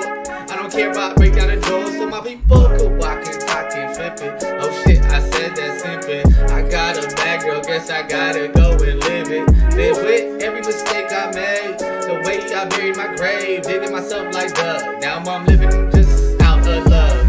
Shining like crystals off that lightsaber. Now I give it, now I'm just a lightsaber. Can you feel it now? Can you feel the flavor? Now I am your savior, like flavor fade. Can we push it up just like Tug D with the energy? Can we keep it going? Now we gassing off, now we taking off. Know the price has been high. Let me just do it. I can't do it. Doesn't know once and then twice. What does she want it on me? No, I don't want her at all. This is what I see. Push it higher to a different living. Now we coming inquisitive. High in the air like I'm playing Quidditch, bitch. What you just talking about with your stuff? I love forget self, bitch. Why just hire some help? We going, we gassing. Gary Payne with the glove. Now I'm showing with the love. What it came out like magic. We talking urban like the Johnson. What's he feeling? Beg your pardon. Just proceed with caution. Proceed with. Ooh, I got another one for you. Why did it do that again, Face? I don't know. Hold on. I'm gonna move this shit.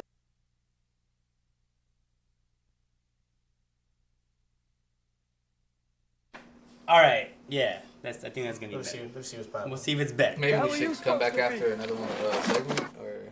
Oh, should I go? I got my segment. Or you want to do a Thugnerd? You want to do your Thugnerd-ery? No, you can do your segment. I can do my segment. I got one more that can lead into his Thugnerd-ery. We'll do it after. We'll do it after. We'll do Okay. it after. Yeah. All right. So, Sorry. let me switch this shit. Chocolat blue. Oh no! I'm just gonna leave it on the monster. Chocolat blue. Anyway. All right. So, if y'all are here for the first time, my segment is Psychedelic Studies, where I basically cover latest research, legalization, decriminalization, and just kind of like pop culture shit that's basically telling you that there's a change going on. So this article today, which later you'll be able to find in the description, Barlos, make sure it gets there. It's called, it's from The Guardian, and I think this is crazy because The Guardian's newspaper has been around for like 200 years, right? And the title is, Can Magic Mushrooms Be Used to Treat Racial Trauma?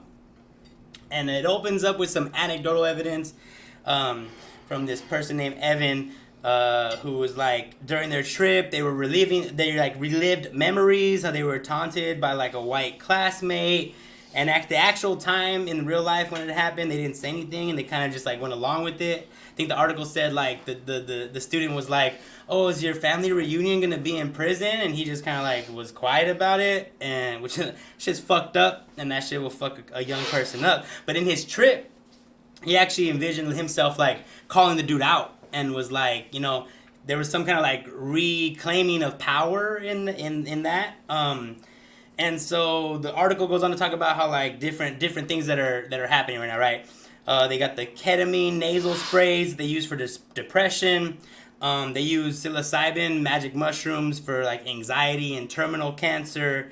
And in Texas, PTSD is being treated with MDMA in veterans, which Texas seems like a conservative place. So soldiers and again, it just goes to like who are these things helping, right? And the next point was like the psychedelic movement right now that's like healing, decriminalizing, and trying to like really like make this shit more official.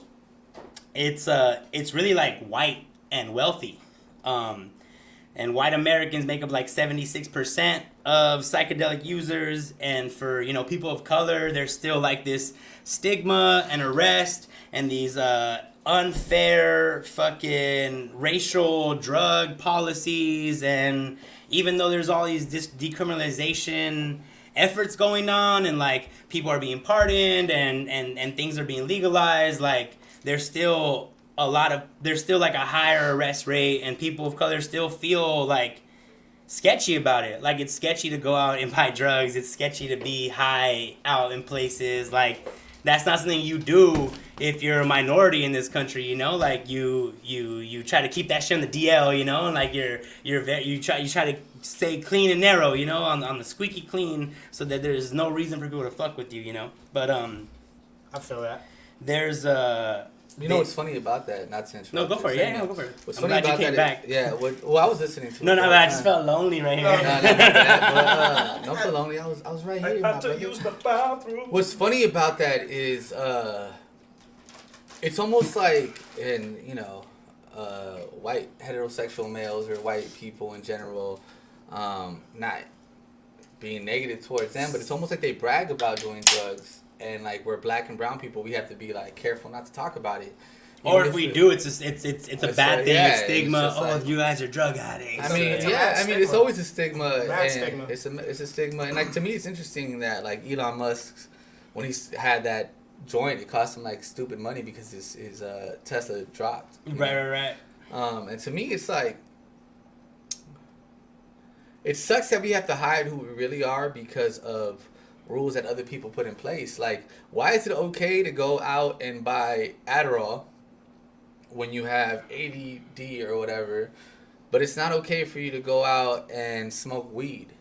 Or why is the drunk person who works at a bar while telling me that, like, oh, you're rolling right now? Yeah, So like, that's an issue. Where MDMA is a government used drug. No, that's an issue You know, because that's my like whole you thing. literally are drunk and sell alcohol, but I'm rolling.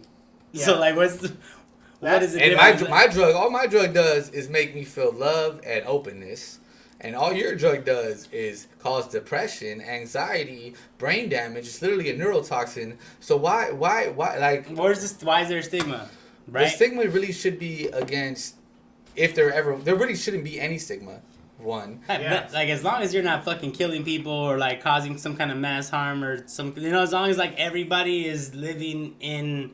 with a high quality of life, like I don't understand why you should be like. When did the line shit. happen? When did cocaine become a problem? Because Coca-Cola used to use cocaine. When did heroin become a problem? Because it's such a good anesthetic. It's like. Oh, when they figured out that brown people were using them. Right. Like when they figured out that like jazz musicians like smoking weed and doing heroin, that shit's gotta be illegal. Make it illegal so we can arrest them. Those. Whatever the words they expletive, yeah. But so they mentioned like an organization called It Wurx, which is like it's spelled like spear, and then It Wurx with the URX. We're gonna put it in the description. Gotcha. But this is where the shit got interesting to me because they started like they want to redefine healing for communities of color. They're using like a radical healing model, and they're talking about how, like, usual, right now, all the psychedelic studies and tests that are happening with these drugs are individuals. It's, like, individual trauma, PTSD, right? Whereas, like, racial trauma is, like, a group thing. So they have, like, they're like, trying to create this group setting where there's, like, a group, like, a collective healing happening as opposed to, like, an individual healing, right? Because for racial trauma, you don't have to actually directly experience it or witness it to suffer from it, right? And that's kind of how that whole Evan thing played out. Is like during the whole George Floyd and that whole like that period where there was just like it was happening, and then the Black Lives Matter, Arbery, that whole Breonna shit, Taylor, rest in peace, all of that, right? All names, all the names, Right. And I think in the context of that preach conversation, right, there was all this like these things happening, even though those folks weren't experiencing directly because of the media and the way the news works, and like they still get that trauma. They start feeling like paranoid and like they have that anxiety. They mentioned that people can't sleep because they feel like people are coming after them and shit. So it's like there's a traumatic experience with that, and so they create. I mean, it got to a point where you couldn't even go to sleep because people coming into your house and shooting you. Right. Right. Yeah. At the wrong spot. Right, not their apartment. Yeah. When the whole war on drugs started to control obtain money flow. Oh yeah, no, definitely like the good shit, or Bobby. That's a good point. You didn't bring up the drug war. The 1939 Act that was against hemp, which is marijuana, because the cotton factory owners didn't want it to out. Because it was going to. They didn't want them to use it to outdo cotton. That was at the start of it for sure. and it was about money. And then, you know, we all know about the Contras and what Gary Webb brought to light with cocaine. At that point, it was already illegal, but yeah, it's effed up that it's all a money game. I mean, I really feel like if you decriminalize, not even made it legal, just decriminalize all the drugs, there'd be so much more money in our government to do other things. Like people would live different lives, right? Yeah, like again, whatever your preference is as far as like recreational use or whatever, like a lot of the stuff that we're talking about is like people that have severe mental disability, like things that affect their daily lives that they can't, the pills don't work. Right.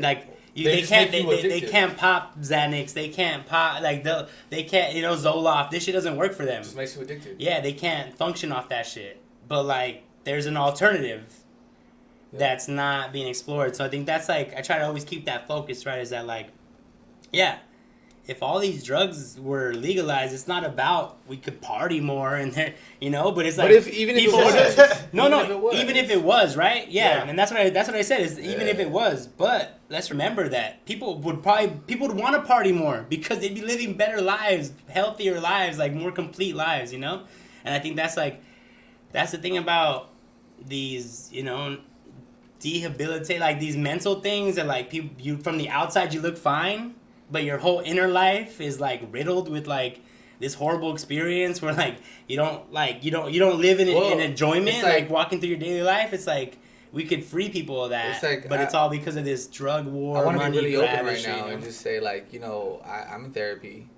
I think everybody should take a step towards mental health, and that's my step.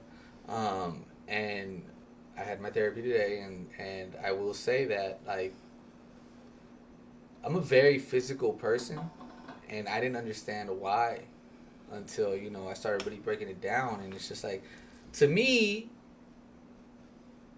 every day living in a possible war zone, living in a place where I had to watch over my shoulder, and still living in a place where I have to watch over my shoulder because I wear gold, because I'm somewhat popular now, because I have things that cost more, have caused me to have this.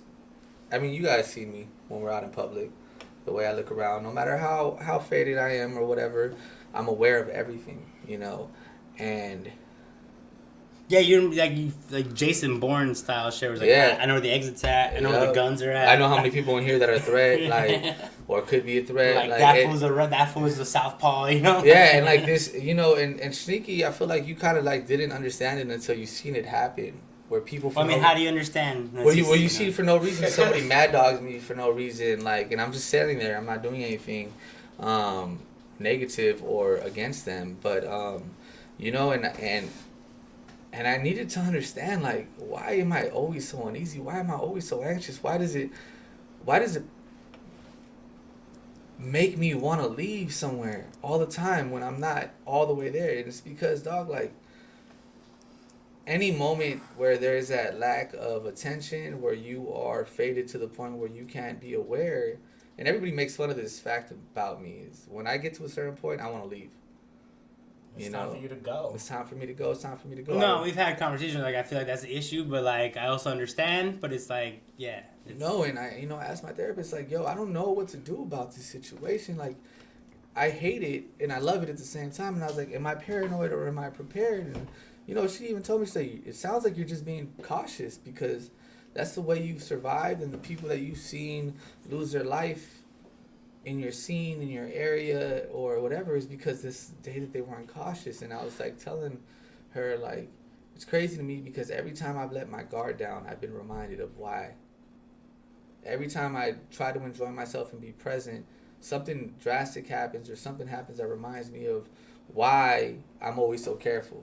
Like a check, like, you could have got caught slipping. This is why, and everybody in the hood, to me, and I didn't understand this, suffers from PTSD. I didn't understand this until I had therapy, that PTSD is real. And it's not just people that go to war. When you're living in an active war zone like you are when you're in South Central Los Angeles, when you can't walk to the corner without getting banged on, or jacked, or possibly stabbed or shot. And, I've been stabbed, I've been jumped, I've been shot at. And it's just like, you don't realize the trauma you have, the reasons that you are this way, the reason that you self-medicate. And maybe if we allowed people to use drugs outside of these addictive substances that don't work for everybody, more natural ways, maybe there'd be more of a route to healing. Maybe there'd be a place where I could go and not be stigmatized for doing what I do to numb myself. Maybe, you know, they could tell me, well, you understand this drug, you want to try this because this isn't working. Because this other drug that I'm trying to prescribe you causes mental health issues, but this other drug is like natural. All it causes is like this euphoria. Like, I have PTSD. I've seen brothers around me that have PTSD but don't want to talk about it. You know, I wish that I want these treatments, dog. Like, when I hear you talk about the MDMA treatment, like, you know, that's why I don't know if you noticed, but whenever we perform drugs and groceries, and I'm sorry I'm having a moment, you guys, but like, whenever we perform drugs and groceries, MDMA for the trauma of life is always a bar that I remember because, bro, like, I didn't understand how traumatized I was until I had therapy, you know what I'm saying? So, like, my bad, y'all. No, it's cool. Feel it. You know, Let it out. And it's just fucked up because This therapy too, bro. I'm not allowed to feel. And I'm not allowed to heal. You know? So what am I supposed to do? It's fucked up. Like, why is the world like this, yo? Nah, like I don't remember. I don't know if you heard those dudes at the open mic. They have a men's circle, and those things have been popping up, like men's circles, right? Because there has been, you know, like Bell Hooks talks about it. And, I love Bell Hooks. And you know, like the more studies that are coming up about, like, you know, machismo and the patriarchy, and like in those gender studies classes that people think don't have any value and shit, and you realize that like more and more men, especially men of color, like or grow up. backgrounds. Yeah, like men in general, like they, like, you know, yes, there are these structures of power where we're favored and all that, but like the purpose of the men's circle is that, like, we understand that we have that men privilege, but we also have our men burdens, you know. And the men don't get to talk about their burdens usually, right? And I think, you know, there is a counter to that. There's a yin yang that, because sometimes like the women don't want to mention their privileges, right? But that's not what we're here to talk about. I just feel like we have our own little men's circle right here, you know. Yep. And sometimes we come on here and we get to say shit and we get to express ourselves in ways that, you know, folks don't usually get to hear it, and they don't get to engage in it, and it's becoming more and more common thing that, like, yeah, like there is this silence. I've heard you. I mean, even for me to get here, this is season 4. Okay, he's talked season 4. Right? He's talked season 4. Dog. You know, Shneaky has talked about, and I think this is the first time that I admitted to them. Like, I'd admitted that I wanted to use MDMA for other reasons, but like, it's the first time I admitted on here for sure that, you know, like, I'm traumatized, bro. Like, I got PTSD, and like, I didn't even know. Like, I mean, this is the first season you're in therapy. Yeah, it's true. This is the first season you're in therapy. Yeah, and it's just. And like, we've been talking since season 1 about how go to therapy, get mental. You know, talk to people, talk to us. Remember, like, we started this whole shit in the pandemic. Yeah. When we were telling people, like, hey, we know life is hard right now, and you don't have your normal ways of existing, and you don't have your normal ways of your release, and you were telling people, call me, hit us up. Yeah. We even had like little tickers on the bottom saying like, yo, reach out to us, or like these are like hotlines and like places where you can get, like, it was about service, you know. Yeah. And we never. We never thought it was about us. But that's the total man thing. Right.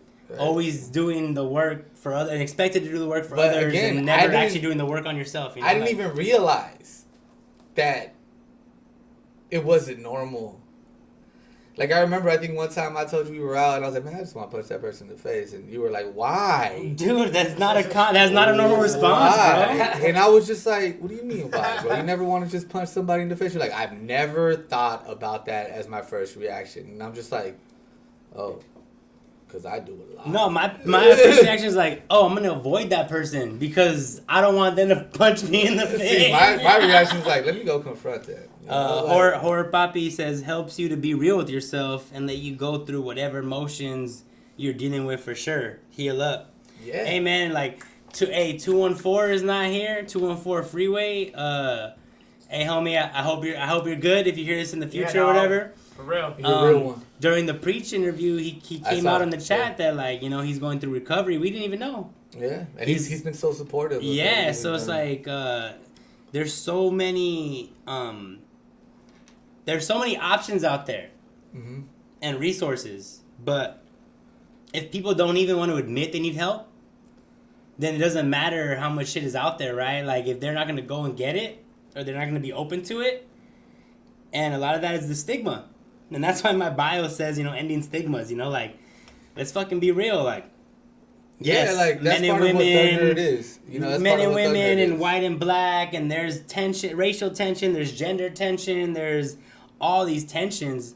But at the end of the day, like, we're human beings, yo. We live on this planet, and we have so much more in common than we have not in common. Yeah. And so much can be solved with, like, conversation, understanding, compassion, and just like healing and learning about each other, and like it's things like this, and like being, you know, like like our whole relationship, that, right? Bro. Our whole relationship, bro. Like we had our confrontation. I had to learn how to like meet you where you were at. You had to learn to realize that I'm not where, you know, like where you know, like we were all in our own place, you know. Barlos, his journey, his growth to this point. And, like, we're all, you know, I feel like so much more can get built with, like, compassion and understanding. And a lot of that comes with self-healing first. Yeah, I don't... Because if you don't love yourself, it's hard to, like, give that love to someone else and, like, realize that there is, like, a lack of love, right? Like, until you know that full love, it's hard to see that other people are lacking in that love of themselves. Like, one of the things I think I've learned most recent in my life is that, you know, just because you love somebody doesn't mean you can show them that love in action. Yeah. You get what I'm saying? That's deep. I think you should repeat it again. Just because you love somebody doesn't mean you know how to show them that love in action. Like, I think that's more important, because the first time you said doesn't mean you can. Yeah. You but don't I think the truth is you don't know how, right? Because you can learn. That's where I'm at. Like, I'm learning how to, like, show the people I love. And I mean, I think you guys have seen it. Like, I know other people definitely have seen it. Like, a lot of stopping the stigma isn't about what everybody else sees. You know, like, yeah, the stigma towards you, yes, that's literally what stigma is, right? But a lot of it is you and yourself learning how to treat situations differently. And that comes with, like, instead of when I love somebody, me giving them everything and then still doing whatever the fuck I want, maybe I need to learn their language. You know, maybe I need to learn the way they talk in their love. And just because you love somebody, if you haven't healed, you're going to hurt them because you don't know how to love them. You don't know how to love them because you were taught how to love. You were taught love was something else, like right. A different type of love. You were taught love was toxic and all giving, and you got to still be yourself. You still got to, like, save who you are. You got to be yourself. You got to allow each other to be individuals. You know what I'm saying? And love each other and make each other better, but not depend on that love to feel good, and not let them depend on your love to feel good. And it's just like.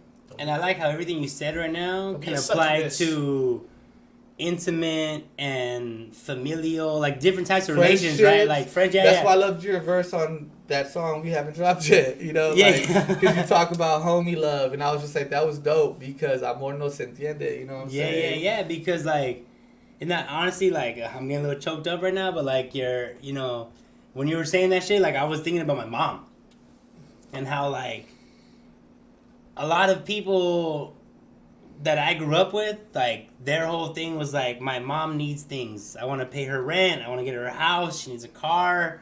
You know, I got to pay bills, right?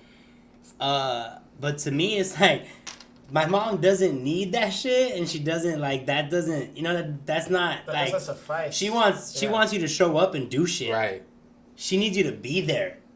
She wants you to do the chores. She wants you to sweep the yard. She wants you to pull the weeds. She wants you to like physically go and do shit, right? Because she doesn't need the material shit. She doesn't need her bills paid. Right. She doesn't need another car. She doesn't need another house. Like, so it's like to her, it's like then there's a disconnect because I don't have that time to physically be there.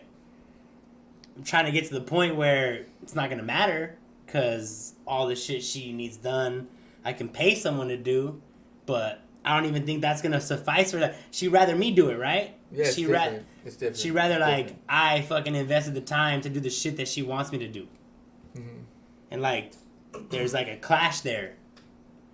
But like we're family. Like I'm her son. She's gonna like doesn't matter, right? But in friendships or in intimate relationships, like those clashes can result in spreading of ways and like ending of relationships and ending of like so it's just it's complex.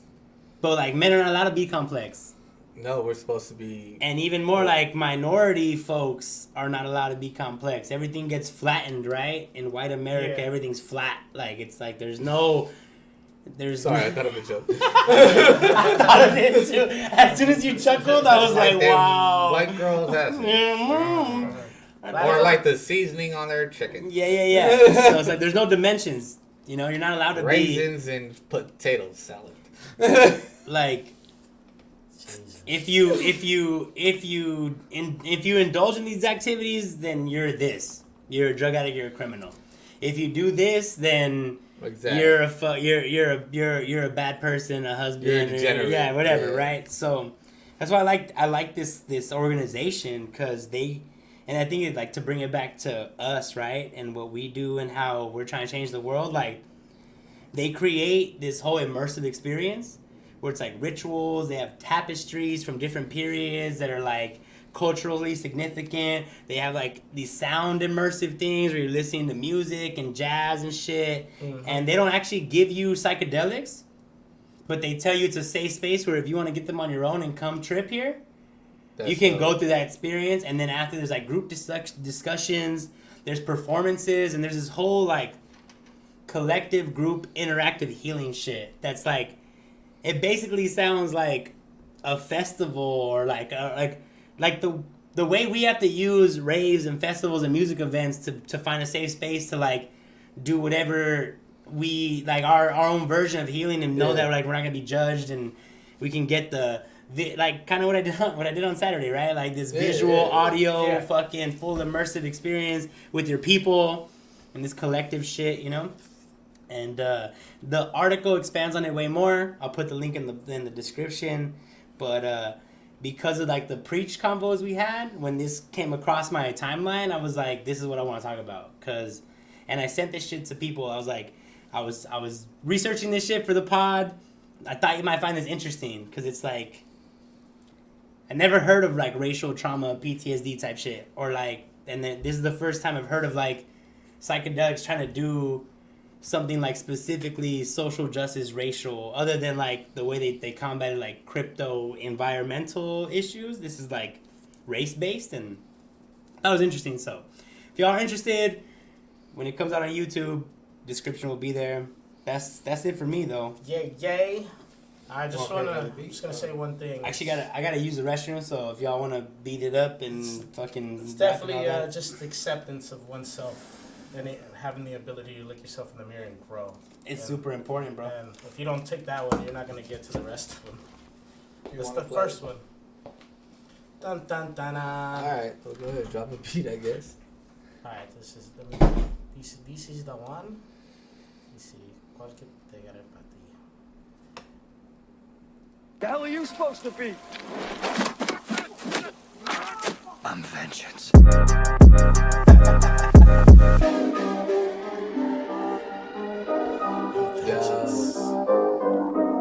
Yeah. Whoa. Yo, revenge, aquí vengan, I'm vengeance. Don't matter what they say, I'm out here Marvel avenging. Attention, fuck it, I put these haters in detention so they could learn a lesson. I ain't messing around, I got the crown, you understand the sound. I ain't here to clown, still I'm it killer. Fuck it, care what they say, I ain't a fella. Still I'm out here understanding like I'm Uncle Phillip. I son the game, they wanna talk that shit, fool. You just some lames. I come here, I'm the same like everyone. I'm so deranged, they like how we going, son. Every single person coming at me. Fuck it, I'm just dropping bombs like I'm Acme. Popping off like all my acne. They wanna talk that shit, still I stack cheese. Making money, living lovely. How I do it, boy. Life is stupid. I'm making sure everything I know is movement. They wanna talk it like they understand this loose shit. Put them in a noose, make them kick it. Care what they say, I'm so explicit. I'm never frontin' till I go and I flip it. Like every single time I got a pack, I'ma make it. Life's a bitch and then you die. Life's a bitch and then you die. Rapping unique, check the technique. J2 Premier, y'all couldn't see, you know I'm so superior. Coming through the land, I'm trying to get it every day. Y'all couldn't see the way that I push it all the way. Step into the microphone until my order what you say. Now I'm stretching, that's the funk that I've been smoking on today. Can we push it on, we push it to another type of altitude. Y'all couldn't see the way I just found my solitude. Yes, I've been playing solitaire on computers with the stats. Purchase your tracks today. What you talking about a trap? Reinventing what? Set the cheese for you, you know you have to pass the girl. So, yes, here we go. But you take it off the trunk, I already had it in my hand, so I hit you with the pump. What you say, what you spray, what we doing, going super saiyan, like supersonic. Now I got the knuckles, we about to get it bursting. Now we played it like we was in a bubble. Hot like I'm George Foreman for the girls. I got the knuckles, are you ready to rumble? Came here, understand I'm the bumbo.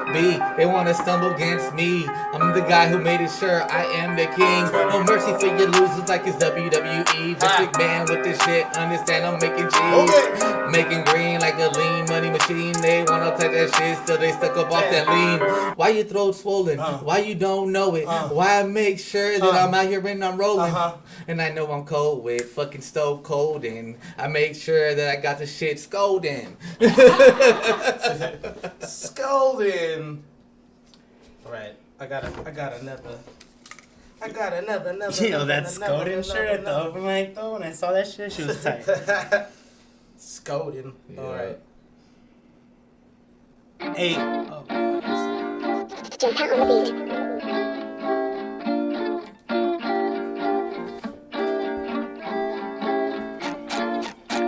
Oh, it's that shit. That's that shit. It's that shit. I said, this is that they shit. He moved it away from me. Now I'm living like I'm legit. So you understand this thing. I'm living like a G. What you want, make a wish, make it happen. Will Smith, no, I ain't out here clapping. Slapping, the Chris Rock, TikTok. Fucking what they say, kickbox and flip flops. I'm the fucking Doc Strange. Rearrange anybody, I'm so deranged. Till I'm out here shooting in the rain. Care what they say, I go out and crave money and bad honeys. Want them all and they feel so sunny. Living like I'm blimey. Fucking don't care what they say, moving with the crime scene. And the crime scene show my semen on the floor cause I came on these hoes. Came on the game, they don't know. Don't care cause I'm going over dope like Ali. Never falling, look I'm feeling like I'm solid. Look at them, always stalling.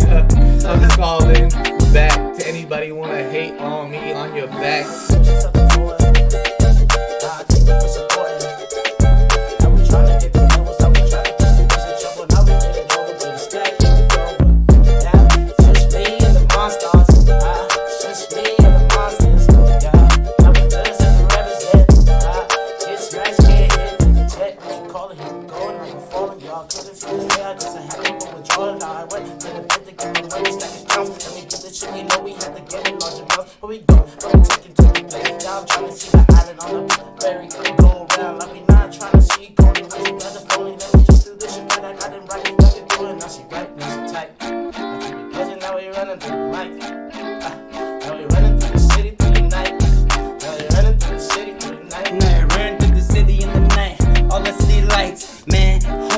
Don't start a fight. Everybody looking at us cause we tight. Everybody looking at us cause we fly. Yeah, we in the VIP now. You can Yeah, we on the beach now. Yo, these velvet ropes, you can't pass these shit. Oh, we rope a dope, about to get down. I ain't talking about the fight though. I'm talking about on the dance floor. Oh, I'm talking about how we all go all night. Yes, what for? What's up with me though? Shneaky trying to make you need though. Said that you need me. Y'all can't even see me. I go ins. Getting that money like Go Tank. Go to this is dope right here too. Yeah, play some more dope. Oh shit, we still rapping. Talk some nerds. Unilateral is the word.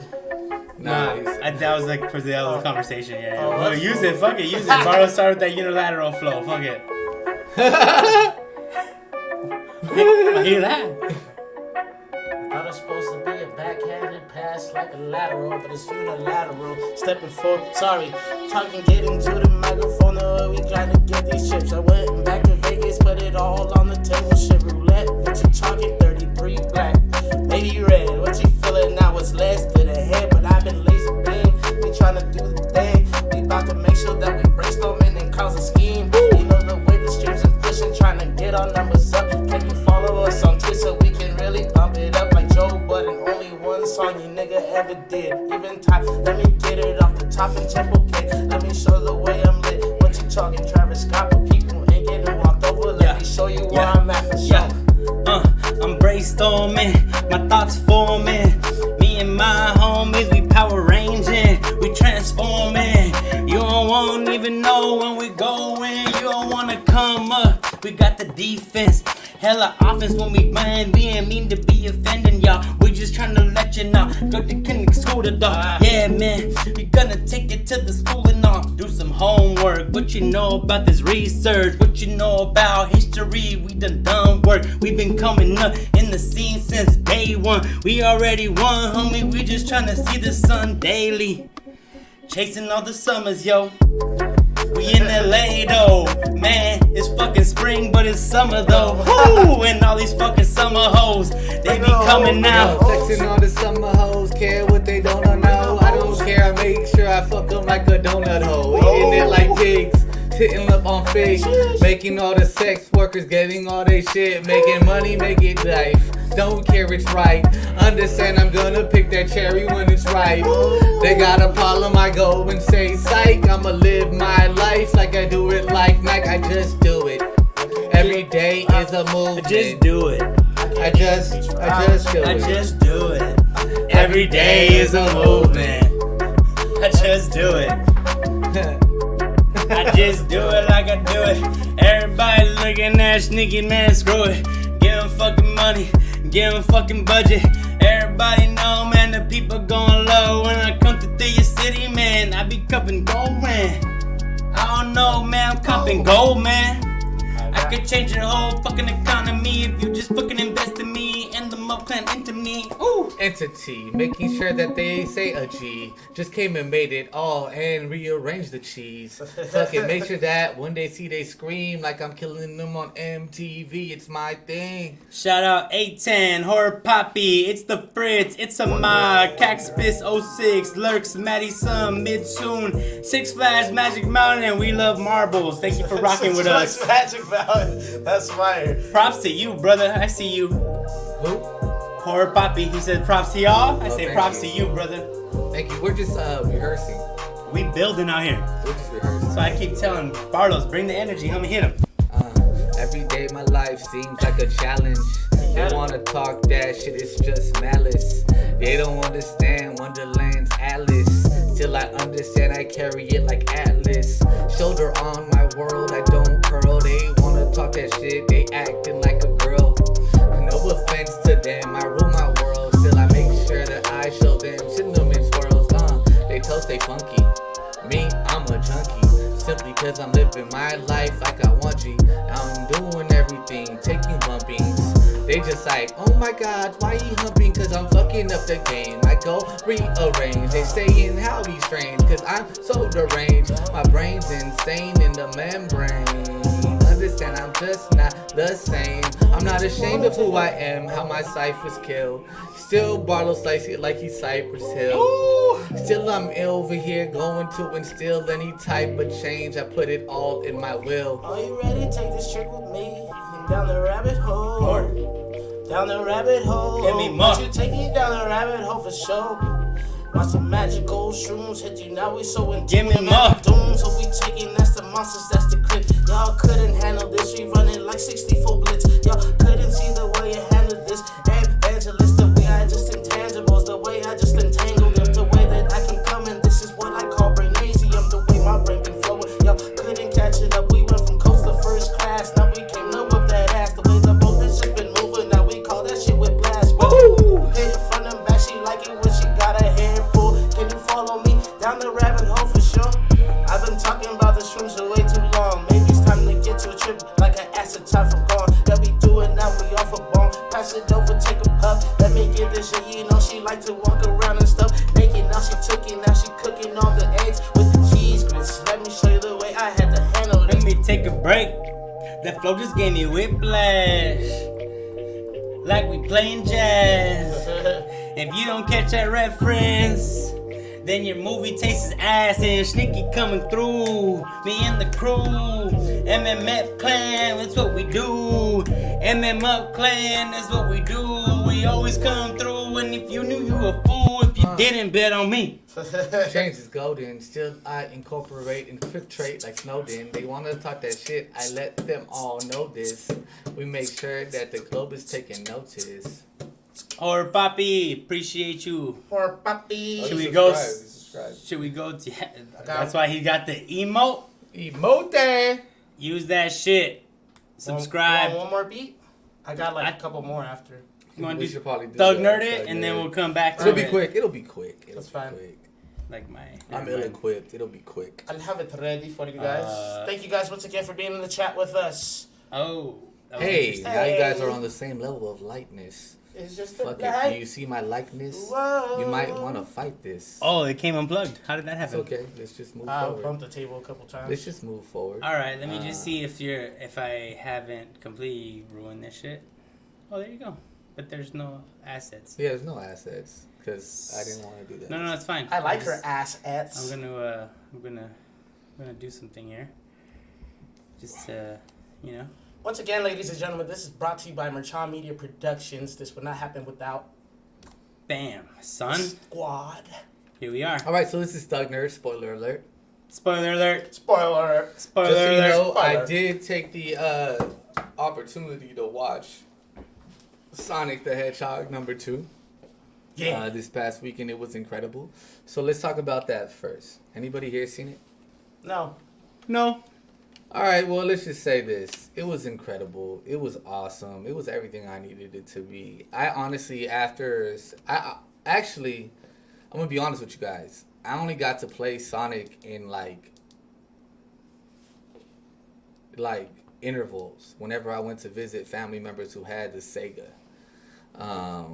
I loved it. It was one of my favorite games, but I basically only beat #1, #2. Every time I got to the end, I would lose. Motherfucker's so hard Pause. to beat. Yo, Horror Poppy, we're about to spoil it for you. So if you haven't seen it and you don't want to get spoiled, I was gonna get there. come back. Oh, sorry, because I just saw that. My bad. Yeah. I didn't know if you saw it. My bad. So I don't know how. I know that's the first time you see certain characters, but like, yeah, spoiler alert, if you haven't seen Sonic and you don't want to know what happens, just mute us for a second. But basically, it was pretty dope.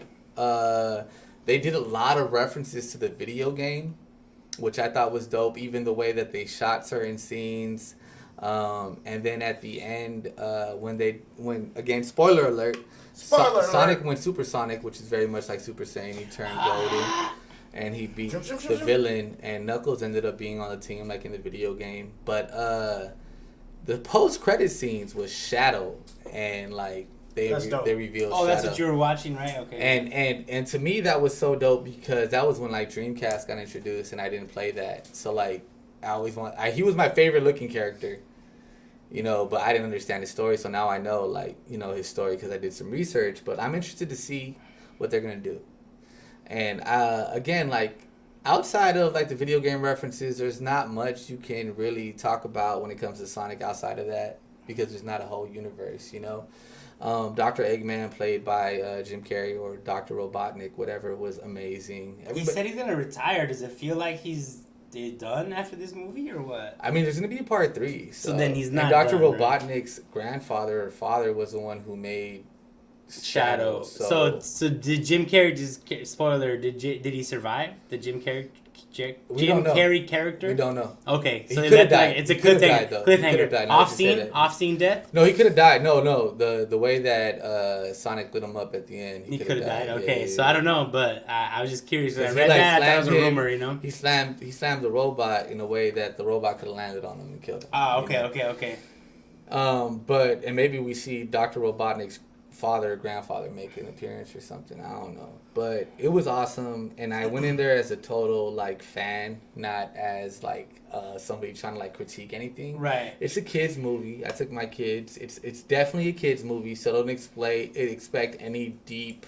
Yeah, like so just let the cheese happen. Yeah, Accept the cheese. Let the cheese happen. I mean, it's Sonic, dog. Yeah. Like, it's cheesy. It's good though. It's good cheese. It's like, you know, that cheese you get off of fucking, like, Irish grass-fed goats. It's good cheese. Like the shit you'd make yourself if you had a farm. Yeah, that type exactly. Of cheese, yeah. The purist. No, and also sometimes, bro, like, you just gotta turn that little shit in your... They gotta turn that switch off. Like, when I first started watching Clone Wars...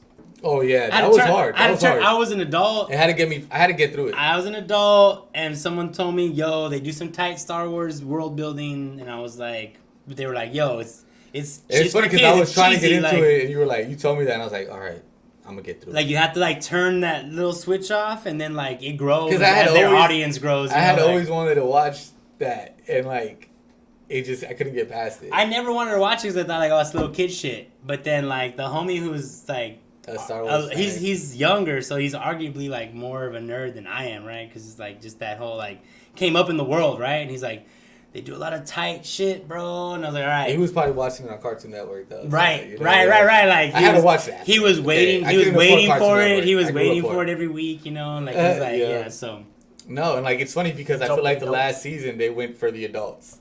Yeah. That grew up on them, you know. And that's why I like, and the reason that I really got into Sonic the first time was because, and I said that I think on season 1 or 2, whenever they did the first one, I liked that they changed the way he looked to fit what fans wanted.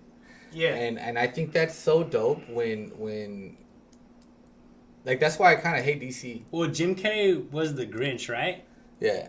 And do you remember the story I told about the Grinch? No, I don't. They wanted to do it all CGI. Oh, hell no. Yeah. But the guy who had worked on the Michael Jackson Thriller shit, which was amazing. He had done like a rendering of like a real fucking costume, you know? Uh-huh. And he intentionally leaked the test footage of the costume to get everybody excited about it so that they would do that style instead of like full CGI, you know? Well, and Jim Carrey in the same movie, and I don't know, I feel like there's some kind of connection there. I'm pretty sure Jim Carrey's like, what do the fans want, you know? Like, how do we bring joy to people, you know? I think Jim Carrey's very much about what people want. Right, like how do we achieve the highest shit, what's creatively correct.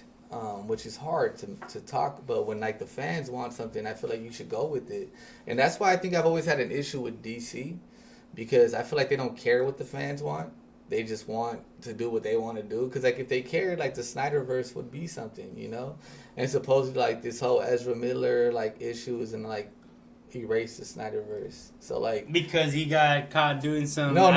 shit. Even before that, they were like planning on that. But then there was the Flashpoint was just gonna like. Pew, pew. Yeah. But like they said, they're not gonna erase it, but they're gonna make it a different timeline. And I was like, okay. But now they're talking about now they're talking about Ezra Miller might not do the movie. Another Thugnerd news: Ezra Miller might through not some hands, right? Well, he.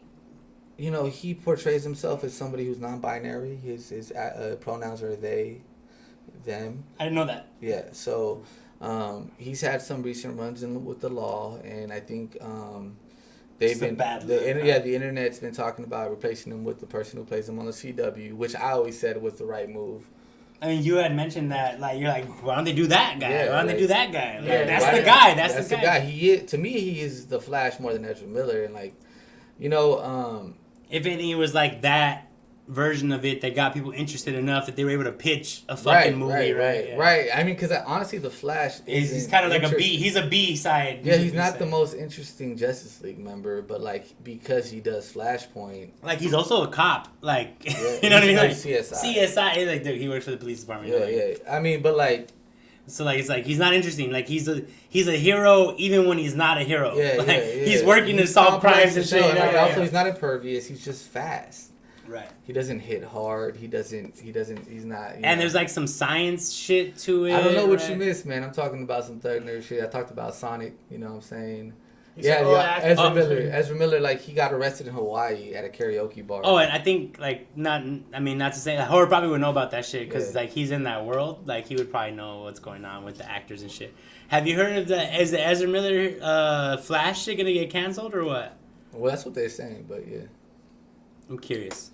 Tune in when you can. Yeah. Chime in when you can. But I think it's funny that you bring this up, because there's been a whole conversation about like Jared Leto's Morbius and shit, and how he has a sex cult and like all this shit, and it's just like, you didn't know about that? Jared Leto has a sex cult. We didn't talk about this on the pod. No, we didn't. I think I like him more now. Yeah, it's still in the works. They don't know what's gonna happen. They just had Warner Bros. Yeah. They just had an emergency. Wait, we didn't talk about this on the pod? No. Who did I have this conversation? I thought I had the conversation. I didn't have. I wish you would have had it with me because probably would preach. I honestly like everybody hates on Jared Leto's Joker, but I was like, I just want to see more. Okay, so I want to see what happens. Wait, very I don't think mischievous. After I tell you the full shit, I don't think you're gonna fuck with him anymore. Apparently, allegedly, oh god, this is what's on the internet. I like him though. It's on the internet. He warns you. So, the actor from Big Daddy, the Adam Sandler movie. Right. He tweeted, and he was like, hey Jared Leto, now that you've DM'd all the models 18 to 25, and you're in their DMs, like, what's your success rate? And James Gunn responded like, oh, he waits till they're 18 on the internet? The director? And so everybody's like, how is it that there's all this pedophile shit or like young shit about him, and Sony put a whole fucking franchise on him. Oh my god! And then like all this shit's coming up on Twitter. I guess I could put this shit in. Hey, I'm gonna put links. I'm gonna put all the links. Right. Hey, remember this. I gotta put all the links to this shit. So on Twitter, I went. Wait. I went down a rabbit hole, bro. I went down a rabbit hole. Wait. Because he had his own. No, hold on. Now it makes sense to me. Because James Gunn is the man. To me, who had his own questionable tweets, which I think they've been handled, addressed, and like, I think. If those group of actors that back you up, I feel like you're cool. Like, people understand. We make, like, one of the problems I have with cancellation is there's certain things that are unforgivable. Yes, but there's certain things that, as a human being, like if you judged me on the person I was when I was 12. And doing things in the streets or whatever, you wouldn't like me now, right? You know, but yeah, if you met me in high school, you'd probably think I was annoying as fuck. One of my problems with cancellation is like you don't allow people to grow. There's no forgiveness arc. Learn. Yeah, there's no like. You know, arc. So like I like James Gunn because I feel like he's one of those people that grew. You know, like yeah, he had a chance to like do his own arc. Yeah, right? He's wholesome now and shit. Yeah, he's not even wholesome. He's just a human. No, but I mean like he's a whole human. Oh like, yeah, he gets wholesome. That's the right word. Yeah, I'm trying to take it back. I'm taking back wholesome. Wholesome means you can do some fuck shit too. You know? But what's interesting to me, and it was always interesting to me, was that they filmed, like it's known, they filmed so much footage of Jared Leto as the Joker that they didn't use. Like, there's, like, supposedly, I don't know how real this is. Like, the whole movie was supposed to be different, right? Yeah, supposedly there's a whole, like, almost a whole movie worth of film with Jared Leto. And as the Joker. Harley Quinn. And Maybe he did all and that- you know what's did that on funny? It's purpose. like he was on Sway recently, right before Morbius dropped, and he was Like talking, doing his promo run. he was and talking shit. about how he was always in the acting world and respected, but then nobody ever gave him a starring role. And now it just is like, well, that's why. Well, that's why. I don't want. Fuck you. If that's true, fuck you. I don't want you to be So all this shit's resurfacing right now because Morbius was so bad, right? And people are like, It was so bad, bro. they were like, why would you, on top of it being a bad movie, why would you put it on? Why would you stake everything on this fool? Because he has all these allegations. Back to there what was you a were talking whole about the fucking Grinch. thing. Remember, Yeah. I told you in the last pod when I talked about Morbius. I wish they would have used more Like real real like effects. practical effects. practical Yeah. effects, because to me it was just like, even like, bro, like, I mean, that's still like, I know you have your gripes with Nolan, like as far as like the real world practicality, but the way that he did like real explosions and they actually built the Batwing and shit, like, oh, fuck you. huh?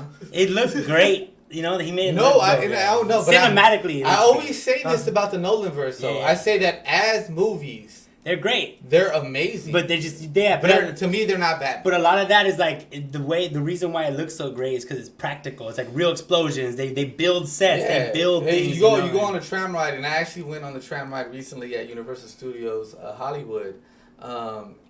I went on the tram ride, and like I had the best announcer I ever had, and like it turns out like they actually made it better. no. The announcer was like, people were like on trams next to us and shit, but they were empty. He's like, oh yeah, I trained all of them.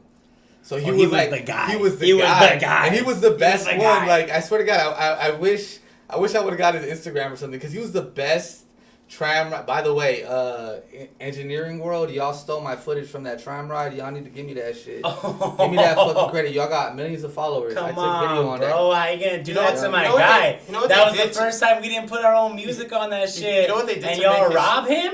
You know what they did? They like to make- zoomed in parts. That's what they did to make it They look zoomed different. in parts like without. So you can't see him and his family? No, I didn't. No, somehow, he didn't zoom in, so he's going this way in the tram. They zoomed in. It's on the awesome parts, footage. It's on my TikTok. And then like they did one turnaround their face didn't do. I don't know what happened. No, they like moved the cam. Yeah. Like, So they you zoomed think in that and moved gives it. you could just take all his credit? Yeah, no, but it's the same exact one, because you could hear the person talking in the background. Bro, that's dope ass that's tram rude. rider, dude. That is rude. That is rude. I was like, damn, they really try to flip the footage too. You forgot lucky what my this point is you was. lucky this As isn't soon as we went on the you whole lucky route. this isn't a year later, or else we'd be able to cancel y'all. Yeah, Yeah. yeah. Well, I keep hitting them up. They're like, if you want, like, credit, DM us. I DM'd them a grip of times, you know what I'm saying? I forgot what my point was about this whole thing. Nolan Ryan that universe. the fact that Jared Leto didn't get any roles because he was probably a creep. Yeah, and it's like, even on Sway, like, when he was done, like, he just hung up. He didn't say bye. He just hung up. Like, now I'm just thinking, like, Every little thing is like, yeah, no, and honestly, like, I had no idea, right? And my boy, I'm in a GT I had a bunch of different GTs with homies, right? So they came up, like, you got way more friends than me, because I got one GT. nah, yeah, they're like, he's like, Or like 5 They were like, GTs with the same homie. do y'all know about this? And it was like, what? And then my homie was like, yeah, I went down, I heard that about him, and out there I didn't like him, and I didn't want to watch nothing with him. It makes so And much then- sense, because he's an And incredible so actor. I went down that rabbit hole, and it's like, bro, like, there's pictures of him where he's walking around in white with his long hair and just some white robe, and he's just surrounded by young women, bro, and they're all dressed in white on the beach. He's sitting on a chair, they're on the floor, like, straight up sex cult shit, bro. And they look young as fuck. And apparently there's, like, all this questionable, and again, a lot of it's hearsay and shit. So, like, But they want to cancel Will Smith for 10 years. Fuck out of here. a lot of it's hearsay, but I mean, if The it's sign so on many that. people at You know, some John point, Wayne like, tried to fucking attack indigenous women backstage, and they didn't cancel him. I mean, that Fucking John Wayne John was Wayne. that. He was God. Yeah. No, he started movies where they killed indigenous people. Like that Yeah. was their whole But, trope. like, he was like faded there and was. trying to like attack. That's her. the whole trope. Why Yeah. would they cancel him for the movie? Like that's literally That's that what he was the did. message they were. Yeah. Yeah, of course he do that. He does it on film. He does it in real life. Hoorah! Yeehaw! You know what I'm saying? Whatever. No, but my whole thing is like, I really think they did Will Smith wrong with that. Yeah. Oh, for Because, sure. Because Harvey Weinstein still has his fucking Oscars. Anyway. No, I saw some pretty cool posts about how, you know, people are predicting that all his homies are gonna just like, no, they're gonna like fund him and book him, and then like they're gonna come back and it's gonna be undeniable. Like, you just can't cancel this fool, you know? Cause I mean, you can't cancel him. He's gonna still make incredible movies. Like, he's lost a lot of projects. He's lost a lot of projects for sure.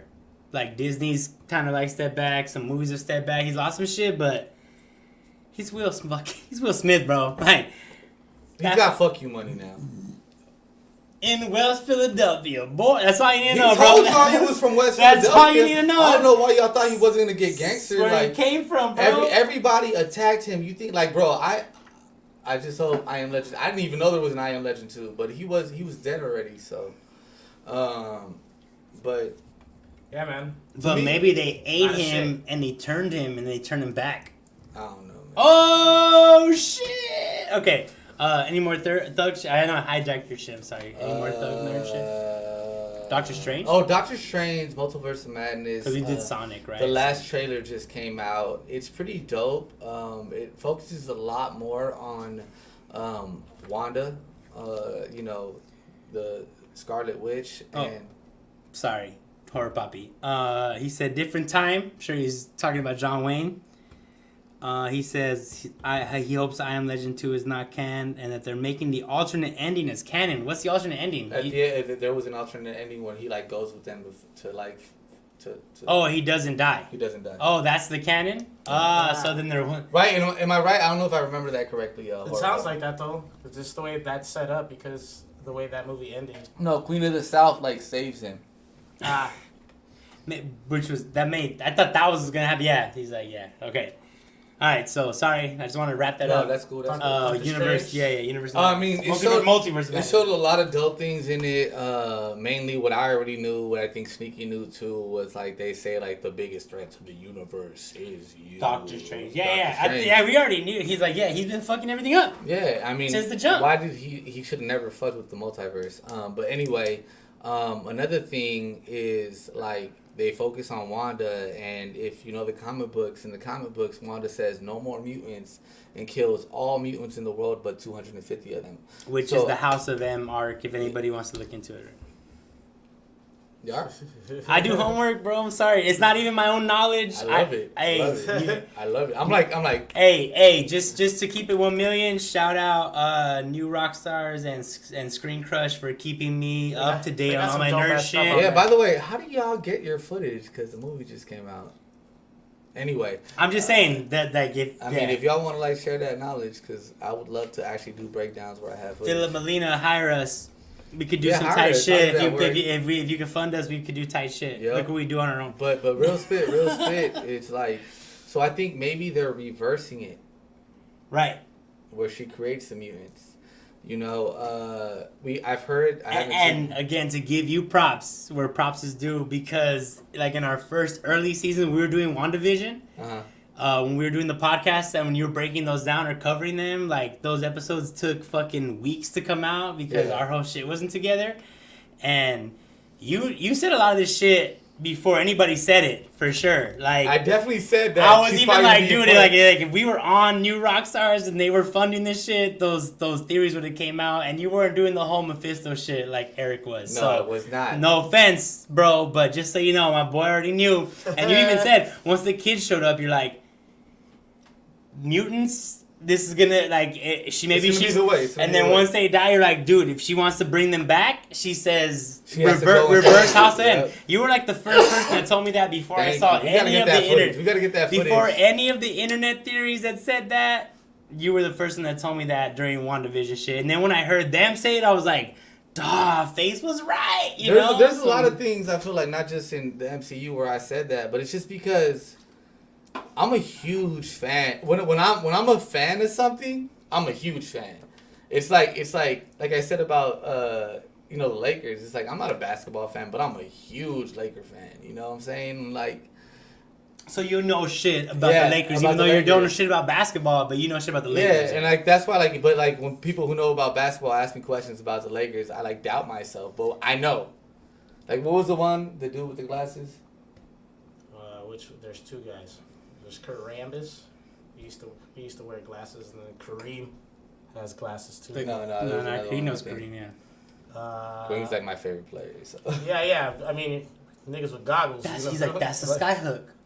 No, remember Carl? He asked me about this player, and I was like, I knew he was a Laker player, but I was just like, wait. It must have been Kareems because it's the only guy that had goggles, and now he's in the front option. But either way, bro, I remember editing those episodes and being like, damn, they called that shit. Nah, bro. Like, and even now with like Star Wars Obi-Wan coming out, I was like, they're gonna do something. That like shit is that. L. You know, the live action version of Clone Wars, like they're gonna do that. Nah, and then, dude, even like video game shit. Yeah, dude. Definitely. We're getting on our game, though. That's why you gotta go subscribe on YouTube. Yes. Because we're actually putting this shit out quicker now. Yep. And there's more videos of us gaming and doing other crazy shit. So go. But I will say this. The writers at all of these, like MCU, Star Wars, I really think that they're doing what I feel like is right. Like, they're taking just enough from the original canon and then flipping it, you know? Well, I think Feige's good about picking people who actually are fans. They're real fans. They're not just trying to make a buck off the fucking comic book. Right, which I think is like the DCU problem, that they don't, DCEU, is that they don't give a fuck about the fans, or like people that fuck with, like, because Snyder was a fan before he would, like, they didn't give him. He put his own money into that shit, like, dog, like, what? But and even like the animated shit, bro. Their animation department is legit. If bro, they just fucking, if they just put some kind of continuity behind it, these dude, like, if that's what I've been saying, right? That's what I've been saying. Like, that's what all I've been saying about Marvel, and like, it's funny because the Monster Mashup Clan universe has continuity. All I've been saying about Marvel is that their best trait is the continuity, and like, I just wish that DC would take, like, you know, they copy characters from each other. Why don't you copy the tactic of continuity? Because honestly, you'd be way better. But back to the Multiverse of Madness. Do we have tickets yet? Usually buy the Marvel tickets for us. I'm about to buy them. Yeah, just got you. I'm about to buy them. Yeah, get them. I'm actually gonna buy them for opening day because that one, like, if anybody spoils it for me, I might slap them with my hand, like, backhand. Hey, so you better be on top of it. Why do you react like that? When it comes to comic books, it's Suki Florence in the chat. What's up? Long time no see. We're back. We're back every Monday. Used to be one of our always tuning in folks. Thank you for tuning in again. Yeah, but the multiverse is crazy, bro, and the fact that, like, well, they're showing a lot of what the fuck is your name? Captain Marvel? No, America Chavez. America Chavez, and like, I'm excited to see her. I'm excited to see what she does. I'm excited for another Latin character in the MCU. That's dope. More diversity. We're talking about the Multiverse of Madness coming out. Do you have any thoughts, Suki Florence? Let me know. Yeah, and there's spoilers happening for other Marvel properties you haven't seen, because I feel like Multiverse is gonna bring in a lot of the Disney Plus shit. I think it's actually gonna tie in. I think you're gonna see Deadpool as well. They have a great job of doing it like that. Of tying. Obviously, also, a lot of people are saying that's the mutants. That's gonna be the start of the mutants. I definitely. Yeah. I have no doubt. Like, we meet Professor. It has to. Like, yeah, it has to, right? And like, this is their time. They show the Illuminati. Anything after this, and it's like you just blew your chance to do it. You know, like, this is the way. We're talking about. This is the way.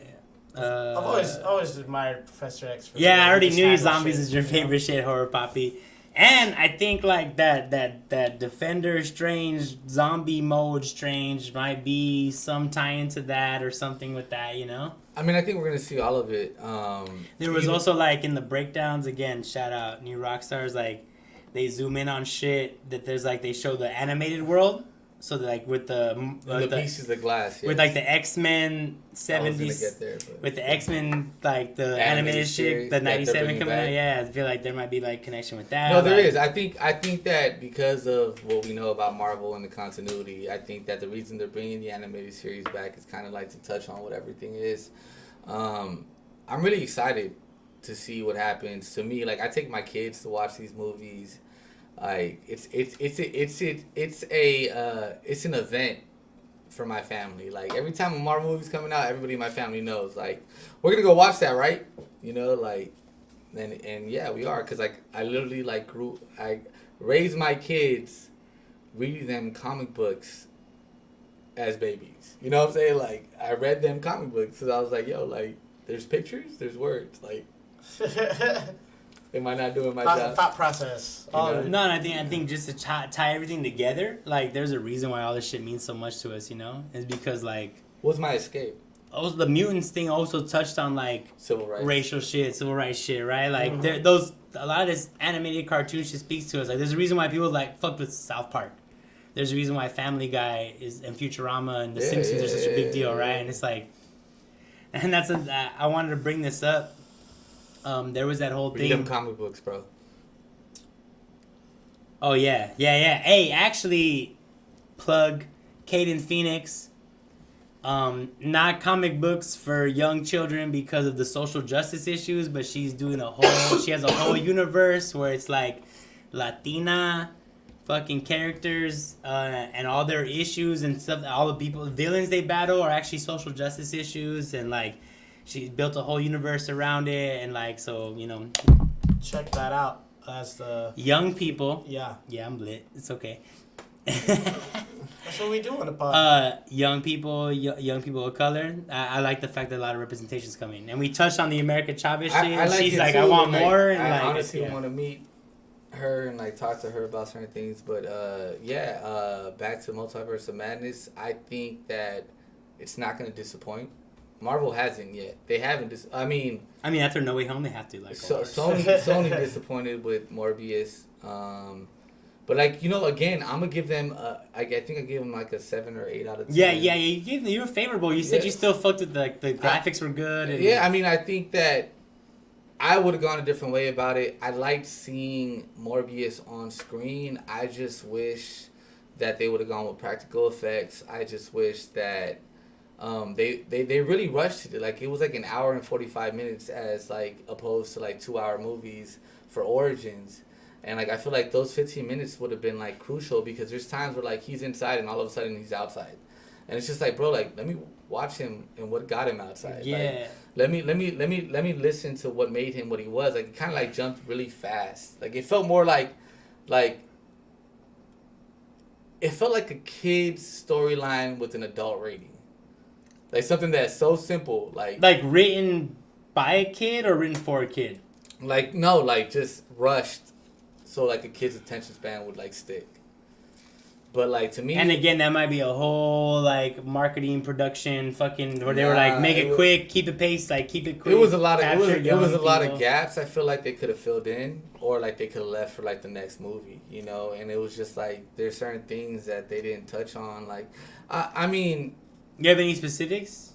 All right, for instance... Because this is, like, a spoiler shit. So, like, if you haven't seen Morbius, again... For instance, like, when he gets bit, like, mute, yeah. Then you see him in the, like when he gives up his fucking blood at that scene from the trailer, right? Yeah, you don't really see what happens after that. He's just like a killer after that. Yeah, right? And it's just like what? Like, did he like struggle? No, he catches bats after that. Like, it's not even like he turns into Morbius. He doesn't turn into Morbius until he's on a boat. Like, out of nowhere. And no, I mean, like, you see what happens to him because he's like clinical trials, but it's like, all right, so he just went and cut his fucking hand open to catch bats.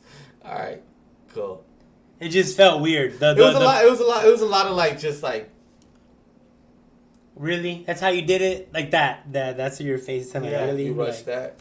Really? Alright, whatever. Cut his hand and catch bats. Like, the best part of that movie was Michael Keaton. Like, maybe he should have, like, after the bat hit him, maybe there should have been, like, more of a freak out where you feel like some kind of transformation happened or something, or, like, some kind of, like, internal mental shit, or, like, there's a DNA fucking... I mean, you hear about that later. I mean, it's just...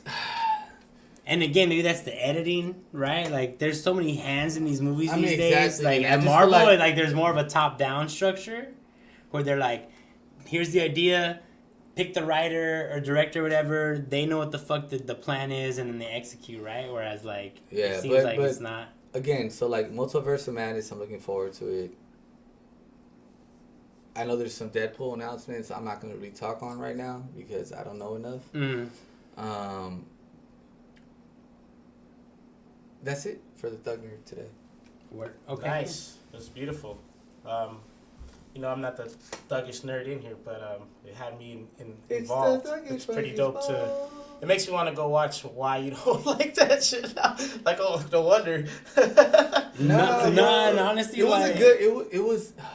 No, I understand. No, there's so much hate online though. I feel like I'm just gonna wait to watch it. Like, well, I told you, I was like, I would wait. There's just a lot of things you guys have showed me. And I want to wait on Batman because it's long. Like, I'm waiting for a lot of movies, so I'm just gonna wait till I'm in like my own little mental vacuum where I can kind of like watch it without influence in my head and see like it for what it is. Because it's just like I didn't see it soon enough, and now there's too much hype and shit. So like, I feel like kind of I'm glad biased I'm already. not too involved sometimes because like all the stuff that I hear, I have my own opinion about it. And if I like something that that person that's really into the comic books like that or want it that certain way, it doesn't really bug me the same. Yeah, like you're not a super fan, so when you watch something, you watch it for what it is. Like, does it interest me? Does it not? Is it exciting? Right, and I kind of go in like at an open slate because I go against a lot of what other people like.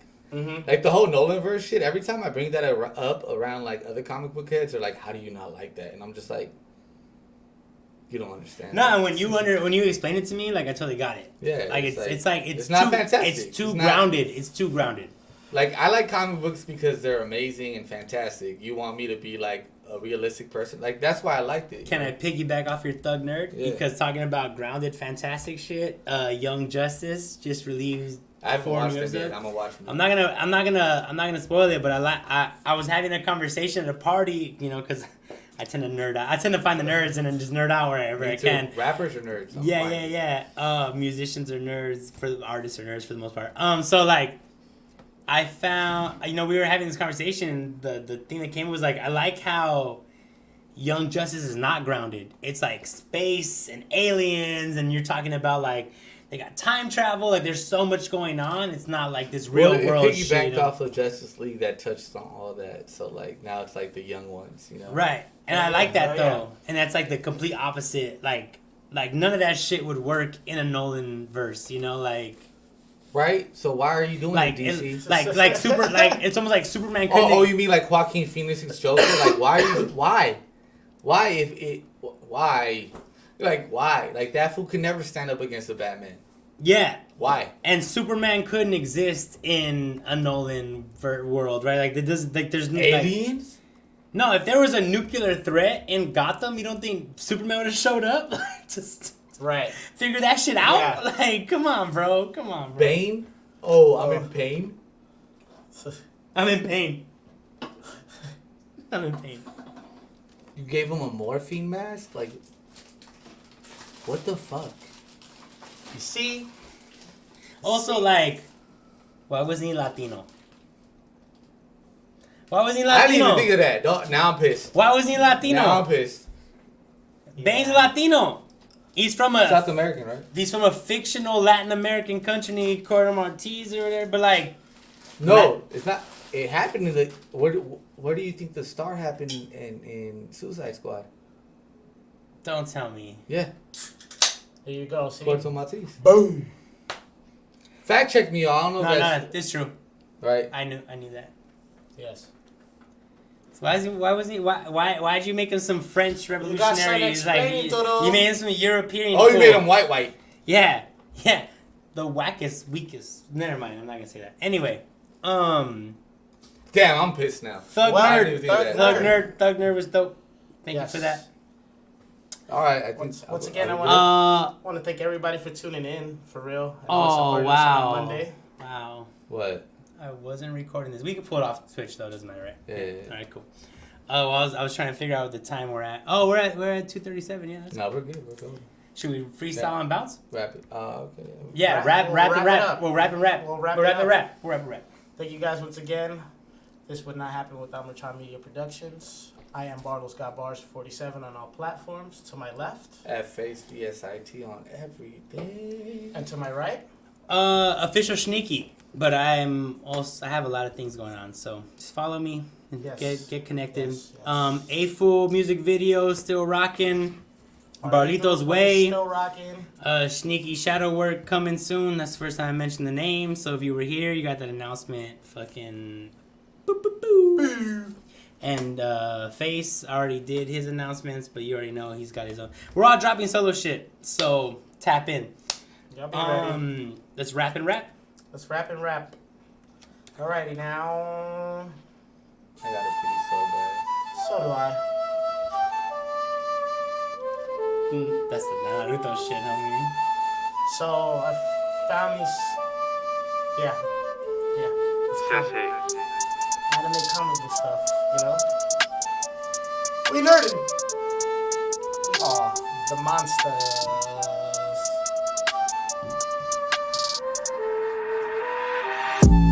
I welcome the stage, welcome the raise.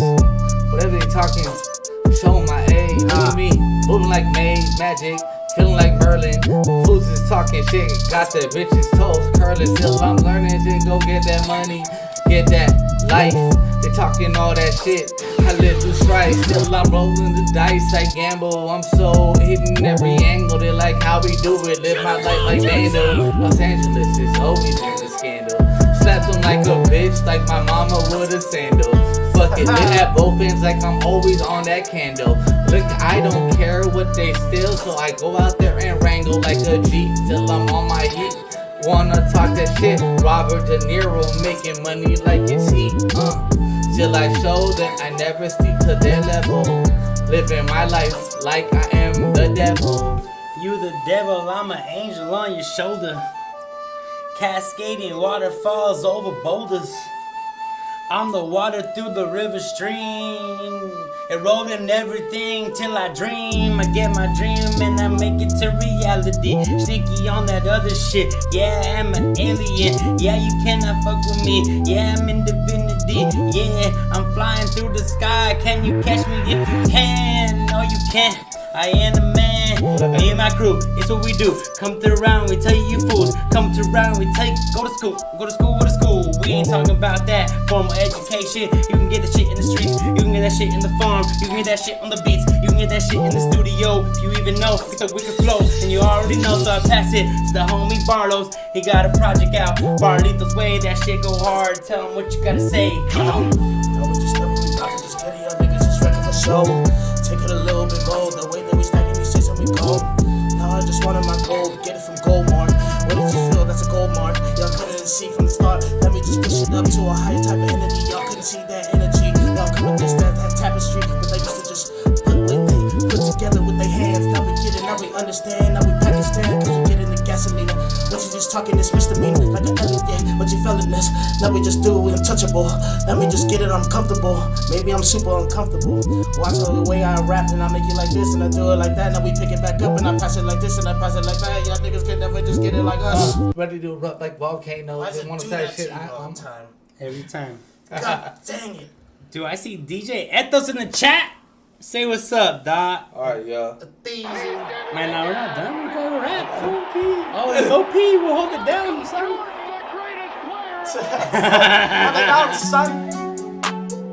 But I need you to bring that hot fire, bro. Like, we rapping out here for people. Like we had rehearsal yesterday. Do like rehearsal, bro. Alright. Bring that shit. Push that shit out. It came straight from the gut. Now I just love my sluts. Now I don't need that stuff. But she just do it like this. But she really just bring around that really good stuff. She like to cook up in the morning with Ed. Let me just do it. I am in the end. Now I'm just all in the head. Why you just feel it whole day? I don't end up dead. What is this talking about? Used to be on lean. Used to do everything that you could never been. I'm super supreme. I'm stylistic. Maybe I'm acting dyslexic. Losing the way that I protected. Why don't you protect your neck? Now it's all the sex, but it came from a text. Why don't you call me on my phone? Business to detail. You got it and I put it in the email. Nigga just feel like a spree well. Yes, I'm slapping, I'm coaching the coach. Let me just do it the way that we revoke. Put it to a higher type of level. Let me just show from the bass and the treble. Slap and put it, do it for my mother and my sis. And my niggas are standing next to me. Yes, watches the wrist just glisten. Take another place for persistence. Now we just being bad boys like Isaiah Thomas, Detroit Pistons. Let me just get it, y'all niggas get knocked out like Sonny is listing. The way that we put it on top of the list, I'm grade A and I'm listing reality. Top of the list. I'm top of the list, I'm living in bliss. Y'all don't even wanna know, man, what it takes, man, to live just like this. Me and my homies, we put it all in, doubling down. What y'all know about living in sin? What y'all know about dying to win? What y'all know about? This is that shit that we love. It drive me insane, but still up above. I'm trying to just do this shit from a place of love, but everybody hating on me, man. What's left to give? I don't got shit left. All I gotta do is just win, win, win. All I gotta do is just bang, bang, bang. I'm a monster now. Let me show you my fangs. Let me show you my things. What you know about this? I'm not a champion, but I'm about to have hella rings. And if everybody wanna know me, you can find me dipping in the range. And I go off the motherfucking range, off the fucking trail. Man, I am never gonna fail. Face stand, tell them what the fuck is up, my dad. Yo, out here fish scale. Here then, they're my way ale. Don't care what they say, understand I'm able. Killing them all like Cain and Abel. Understand my story's a fable. One set of shit, you ain't stable. Put you in my stable, you just a workhorse. And me, of course, I go against all that odds. Fuck that shit, I make sure jog. I'm just at this pace, you can't even keep up with it. I am that ace. Up the sleeve, I never leave. They wanna talk that shit, still in my game like a thief. Out here, fuck care what they say, so clear. Looking at the rear view mirror, they wanna talk that shit, still it's clearer. Don't fear her, I'm just making sure I'm the fearer. That's a god, the king, Kaiser. Wanna talk that shit, I am the wiser. Never a liar. My flow is fire. Step in like a weapon. They rapping. I had Flow is fire. All right. Before we take off, I just want to let you know, Suki Florence, I have not seen Everything Everywhere All at Once, but I'm interested as I want to see that. I want to see it. I want to see it. So as soon as we do, we will cover it just for you. Make sure you come back. I'm just gonna lead them out with this. We don't have to rap. It's just a nice song to lead us out. All right, Thank you for guys, sure. everybody. All right, we'll see y'all later. Thank you so much. We'll be back next week once again. This is the Monster Mashup Clan on a Monster Monday. Peace.